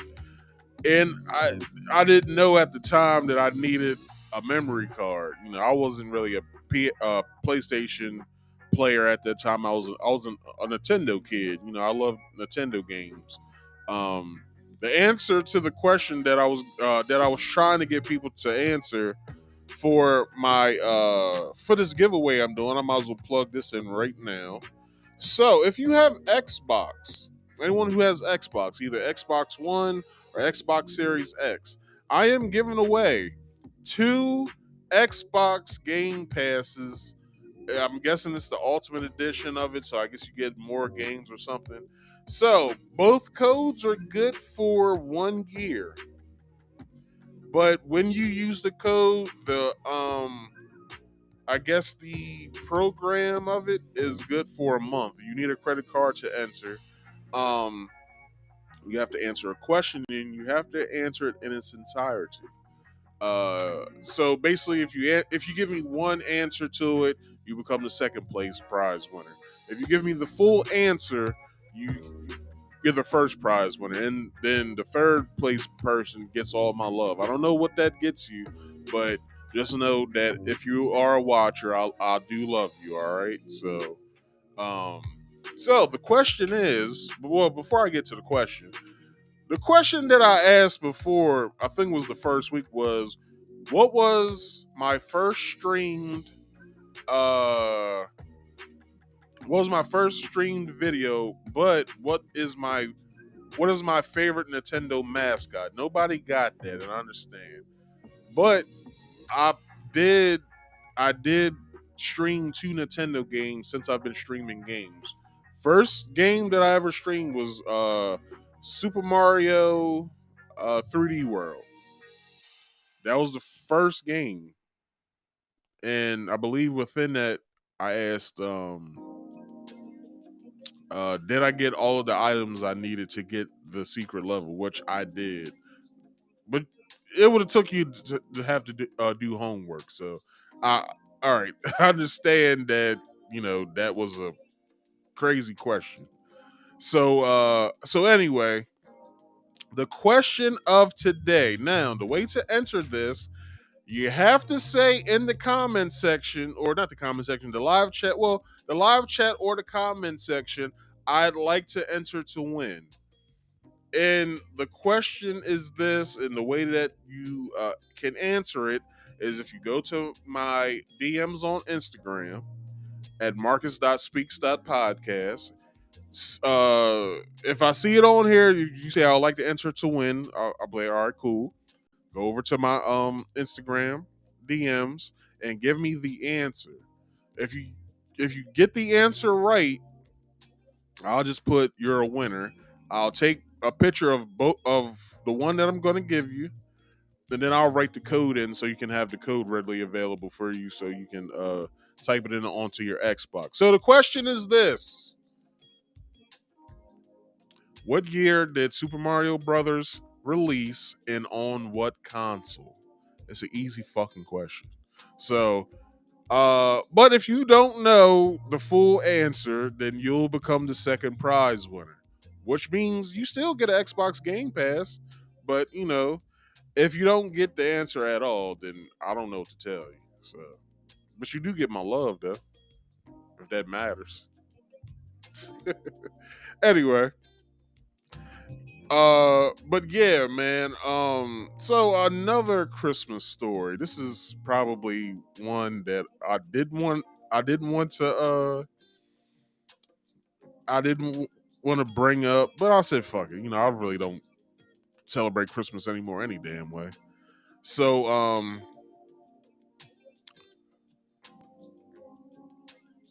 so I was 15. I was 15 and we was running on hard times at that time. So, it wasn't like I could get a Christmas because my sister was both my sisters was graduated from high school. So I was the last one to graduate. I'm the youngest brother of both of my sisters, and both of my sister and brother on my dad's side. So that year I didn't get to have a Christmas, which I was 15. I should have been working any damn way. So the what I remember my mom cussing my oldest sister out because she was at work that day. So I think it was around about maybe like 6, maybe 7 o'clock in the morning. I'll wake up to an empty tree. I'm like, okay, cool. I didn't get anything. So I went back in my room and fell back to sleep.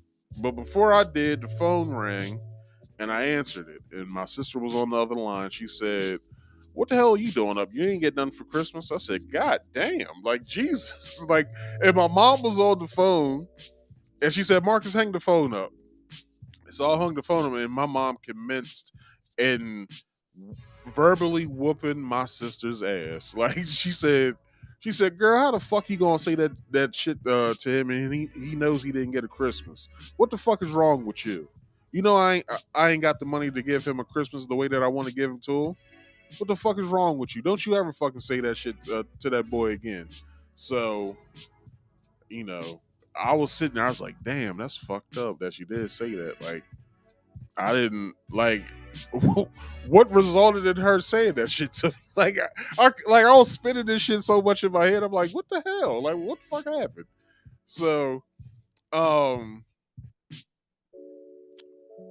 um, so with that, my brother he had took me shopping later on, or that next year he had took me clothes shopping and whatever. He told me get anything that I wanted, any type of shoes I wanted.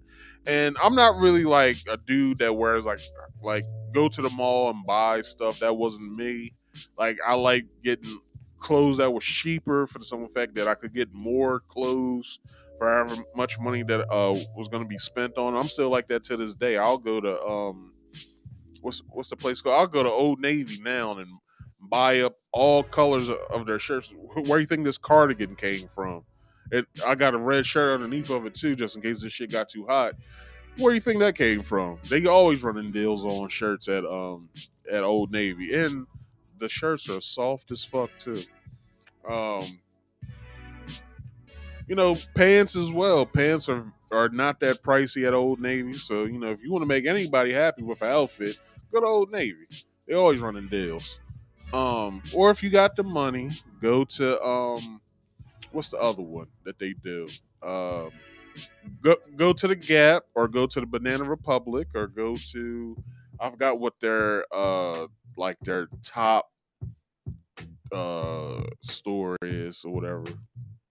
But anyway, um another Christmas memory is when I became Muslim. I already had my sister had already had my niece and nephews, and they were, I think that was around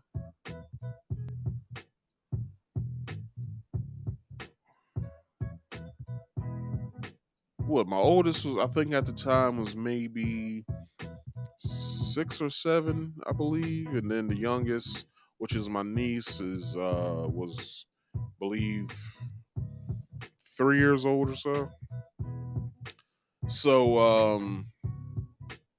I got my ass chewed out by my mom because I was no longer a celebrator of Christmas. So she gave me the whole third degree of why I should be buying something for my nieces and nephews, even though I am who I am now. But she should be at least thinking about um buying presents for your niece and nephews at least. So I went out that day because a lot of people was returning stuff. So I went out that day and I bought them some things, and I told my sisters, look, this will be the last time I'm going to do this because I don't celebrate this holiday anymore. But I do respect people who do. If you do, and because you have family and stuff like that, hey man, look, I'm not judging you at all. All right, this is a nice time of year when family gets together, and gifts are exchanged. Either gifts that you either bought from the heart, or if you made it, or whatever. Like, do your thing, man. Like, I don't judge nobody when it comes to this holiday. Um, so you know, I it's kind of tough too around this time of year because when you have someone like a significant other or someone, like, you got to break it to them when you get with them, like, look, I don't celebrate holidays, I don't celebrate Thanksgiving, I don't celebrate Christmas, Easter, I don't celebrate any of that. So if you want to break up now, that's fine. Like, I won't take it as a slight. But they try to deal with it, and then when it comes to the date, they try to swindle you. Like, I bought you something for Christmas. Are you gonna get me something? I'm like, no, you might as well go ahead and take that back. because I'm not gonna be getting you anything. I don't celebrate this holiday. Like, I'm sorry. Like, it's hard, especially where I'm at. Like, it's not a lot of people.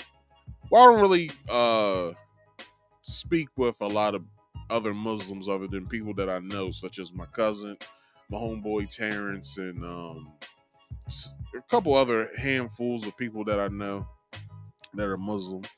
I'm really not at at the masjid like that, like I'm supposed to, but I do pray 5 times a day. So, um, but around this point in time, when you're with someone, is hard. So, I've compromised sometimes. I'm like, okay, I'll get you one thing, and you don't have to get me anything. Or if you do, just get me something that's simple. Like, I've wanted tools like for forever, whatever. When I was in my 20s, and I would ask every girlfriend if our relationship landed on Christmas.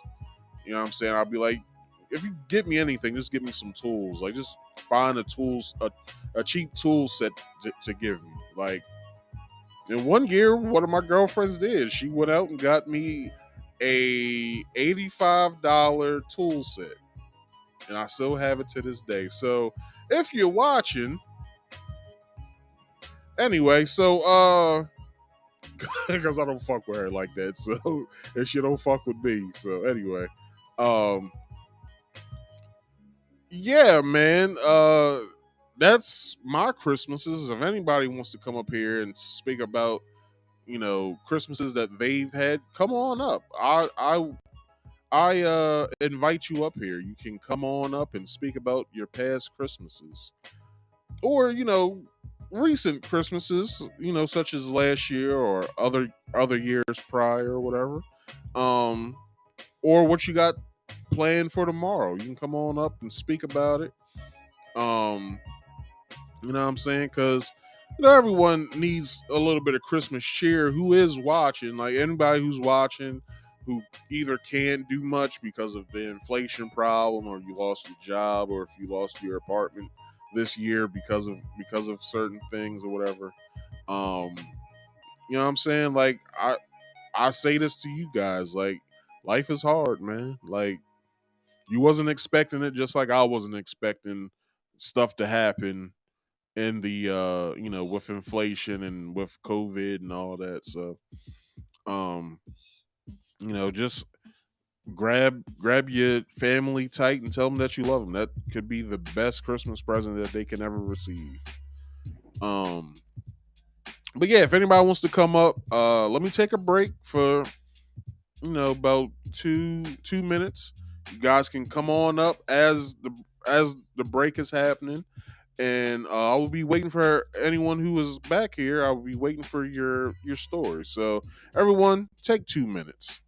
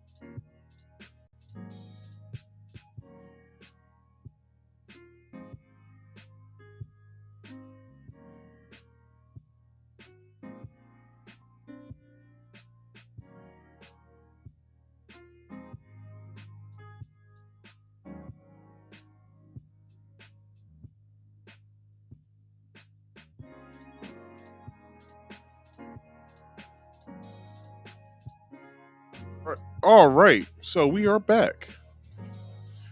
So anybody who wants to come up, you can. You can come up and speak about your past Christmases or Christmases that you've had over the past few years. Um, Childhood Christmases, Christmases when you was a teenager, whatever makes you happy. Come on up and do it. I love to hear it. Let's see. I could have had some Christmas music playing, but I didn't know if Christmas music was copyrighted or not. So I just chose to use some of in the beginning of the show. I just chose to use what they had back here on Restream. I didn't even check YouTube Studio to see if they had uncopyrighted music or not. But whatever. But anyone who wants to come up, you can. I am waiting to hear these great stories that you got to talk about, and let's see. Jay said he got his babies hooked up this year. That's what's up. Let me get to that comment so I can show the people. Yeah, Jay said he got his babies hooked up this year. That's what's up.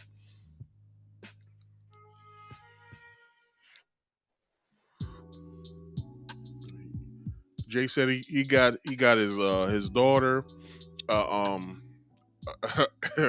don't know if you did or if you did. I don't know how old your kids are, but Jay said he got his daughter a Mercedes power wheel. Do they still make power wheels? I remember one Christmas. That's what I got. I got a power wheel. I got a It wasn't a Jeep power wheel, but it was like a Jeep looking power wheel that I got. And then I believe that wasn't the one that my mom wanted to get, so she took that back and got me a motorcycle power wheel, which I love the hell out of that damn thing. Because I guess my mom was into bikers back then. I don't know. Like, so she got me a motorcycle. I can't stand motorcycles. I think they're the most dangerous vehicles on this damn planet. So I would never buy a motorcycle. Like most girlfriends that I have, ex-girlfriends, they have asked me would I ever ride or get a motorcycle, and I told them no. I said hell no. I said I'd rather be in the confines of a car than to have the world around me. I'm good. I'm good. So hey, if nobody wants to come up, I will end this here. I hope you all have a Merry Christmas. It is Christmas Eve. Be expecting me next Friday and next Saturday, as I said earlier in the stream. It's gonna be business as usual for me. But I'm trying to figure out what time I want to come on Saturday. I don't know if I want to do it at 1 or at 3:30, or I don't want to be on here at 6, because I know people are going to start planning, them going out probably around maybe like they probably already got it planned, but I want to make sure I reach some people next Saturday before you guys go to your Christmas Eve parties and stuff like that, and bring in the new year. Hope you guys are safe next week, and I will be reiterating this next week. I hope you guys are safe. But a few things that I didn't get to go over with the last story, the tax refund story, which is there's some brackets that I found, and let me take down the presents that's in front of y'all real quick. So, and this is the only place where I can sit. So, let me see. Let me put myself to the side. Now, with this, you have the tax rate. As I said, I am not a tax expert at all. I'm just going over this with the high school education that I got. So you have, your tax rate, which goes from 10 to 37%. Then you have if you're single, if you're married filing separately, in a head household. So with single people, if you make up to $11,000, I don't know who the hell does, but if you are single and you make $11,000 a year, let's see, I believe it was explained in, hold on, let me see if I still have that video, because I'd rather play it for you than to sit here and try to be like, yeah, well, this is what this means. It's like, nah, let me just go ahead and find that video for y'all. I'll play a little bit of it of what this guy means, and that'll be the end of the show. So let me take this down real fast because I found a video, and I will bring the video up once I have it. Boom. As you might have noticed, due to the surging gas, real estate, and other prices during the past year or two, inflation has increased a lot since the start of the pandemic. The IRS adjusts tax brackets for inflation every single year. But due to the fact that inflation is hovering around 8% on the year, according to the Consumer Price Index, these tax bracket changes this year will be a welcomed cost of living adjustments for millions of Americans. The new tax brackets were released on Wednesday by the IRS. And in this video, I'm going to break down the new tax brackets as well as the changes to the standard deduction and explain everything that you need to know about the new changes that you can expect on your upcoming tax returns. Let's dive in. All right, guys, let's discuss the tax brackets for individuals for 2023. If you are making under $11,000, then you will be taxed at a 10% rate if you're an individual. Now, if you're making between... Hold on. Let me show this real fast. This goes through everything. I should enlarge this. 1 second. So this is what he's going over right now. If you make under 11,000, you'll be taxed at a 10% tax rate. All right, let's keep going. 11,000 and $44,725, you're going to be taxed at 12%. So, all right, now also says it here as well. Hold on, says it here as well. If you are taxed at this, you'll be taxed. Or if you make this between that and that, you will be taxed at that. But that also goes for married people as well. Now, if you're making $2,200 as a married couple, y'all live in the basement of one of y'all's in-laws' house. So just let y'all know. But anyway, but yeah, so he's gonna explain it more. So let me get back to him. that's the amount of money between $11,000 and $44,725. That's going to be taxed at 12%. Now, from $4,726 to $95,375, you're going to be taxed at a 22%. You start to see that there's a big jump between 12 and 22% as opposed to 10 and 12%. Now, directly after making more than $95,376, upwards to $182,100, this amount of money will be taxed at a 24% tax bracket. Any income that you earn in excess of $182,101 up to $231,250 will be taxed at a 32% tax rate, which means that any money in excess of $231,251 all the way up to $578,125 will be taxed at a 35% tax bracket. And last but not least, any amount over $508,125 will be taxed at a 37% tax rate. Now, I can also show you that right here in this picture as well. Let me take these presents down. Sorry. But yeah, everything that he just went over is right here in this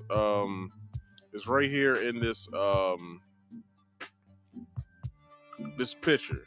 But he'll go over the married as well. So I have that right here. If you're filing either jointly or separately, this is what if you're filing this separately, you're basically getting, I believe, it's the same amount or whatever.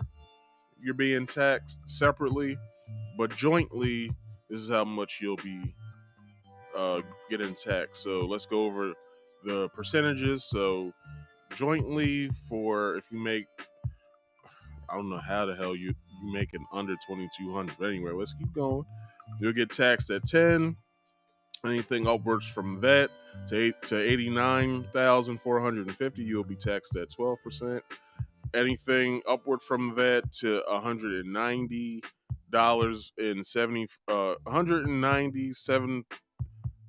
I'm saying this wrong.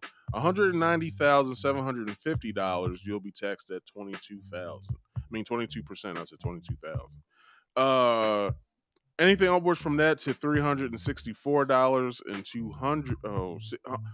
I'm saying this all wrong. I don't know why. $364,200, you'll be taxed at a 24%. And anything upwards from that, 35%, and then anything upwards from that, 37%. All right, so let's keep going. And then, if you're filing separately, then that's what you get right there. All right. And then head of households, this is what you get. I believe he goes into that, but he doesn't have any chapters on this video that I can go off from. So let's keep going. So these are the tax rates for individuals. And as you can see, there are 7 tax brackets. 1, 2, 3, 4, 5, 6, 7.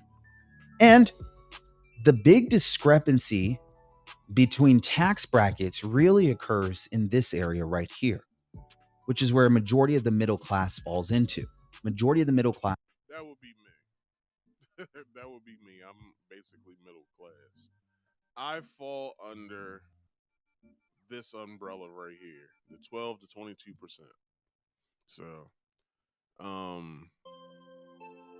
believe every year I make somewhere around 44,000 and some odd dollars, depending on if I worked a lot of overtime that year, which I haven't really worked a lot of overtime in a while, so I could fall short from this, but I'm usually around this area, like around 12 to 22%. So let's keep going. Is going to fall in between earning anywhere between 11,000 upwards to about 100,000 a year, which means they're going to fall between the 12 and 22% marginal tax brackets. This is just for individuals. What about for married couples? How does the tax brackets change? If you now, I went over that, but I'll let him go over up until the 22%, and then I'll end it from there, just so you guys can get a nice understanding of what's going to happen next year. Less than $22,000, you're going to be taxed at a 10% tax rate. And for the money that you earn, that's in excess of $22,000, which would be $22,100, up to $89,450, will be taxed at the 12% tax bracket. You start to see that it expands for married couples. Now, jumping into the third tax bracket, we're going to take $89,451, and let's see how far it takes us in this bracket.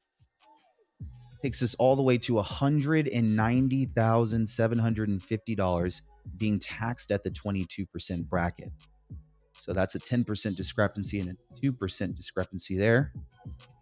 Now, all right. So, if you wanna watch this video in its entirety, go to YouTube channel Carlton Dennis, KARLTON Dennis, DENNIS. And look for his video. IRS releases new inflation tax brackets. Period. What this means for you. So that's the full video. It's about 12, almost 13 minutes long.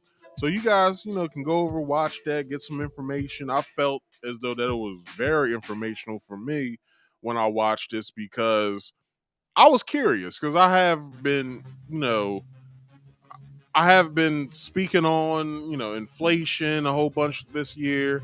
The CBDC I talked about. So, I just wanted to let you guys know because I'm always thinking about y'all and the information that you may or may not know. I just want to emphasize that I'm always thinking about y'all. All right. So, with that being said, let me pause the music. With that being said, I guess this will be the end of the show. All right. So, with that being said, people, all y'all got to do is follow what I'm saying. All right. And here we go. Now, every Friday and every Saturday, I do 2 shows. One on Friday, one on Saturday. The one on Friday, if you want to catch me, it's called Marcus Speaks Play. Marcus Speaks Play consists of me playing video games. Alright, it's one of my favorite pastimes. You can come and watch me as well. Sometimes I play multiplayer games, so if you ever want to come up and play with the kid, you can. Alright? I tried that with Halo. I guess nobody wanted to play Halo, so I said, fuck it. Alright, I played by my goddamn self. Anyway, but you can catch Marcus Speaks Play at 6:30 p.m. Eastern Standard Time. I know I used to speak about changing my days, such as like put my podcast on Fridays and doing my game streams on Saturdays. I'm still thinking about that, but the only thing is with that is that I do. Like, I totally have an off day on Sundays. Like, my true off day that I usually say is Sunday because I work from Monday to Thursday and then I'm off Friday, and Saturday, and Sunday. But my true off day is really Sunday because I do count my streams as work. I do put a lot of effort in getting all the information for my podcast on Saturdays, and I do that throughout Monday through Saturday, and I bring it to you guys. And then, Fridays is usually for me kind of easy because I got the game stream. But I always do the game stream at 6:30 p.m.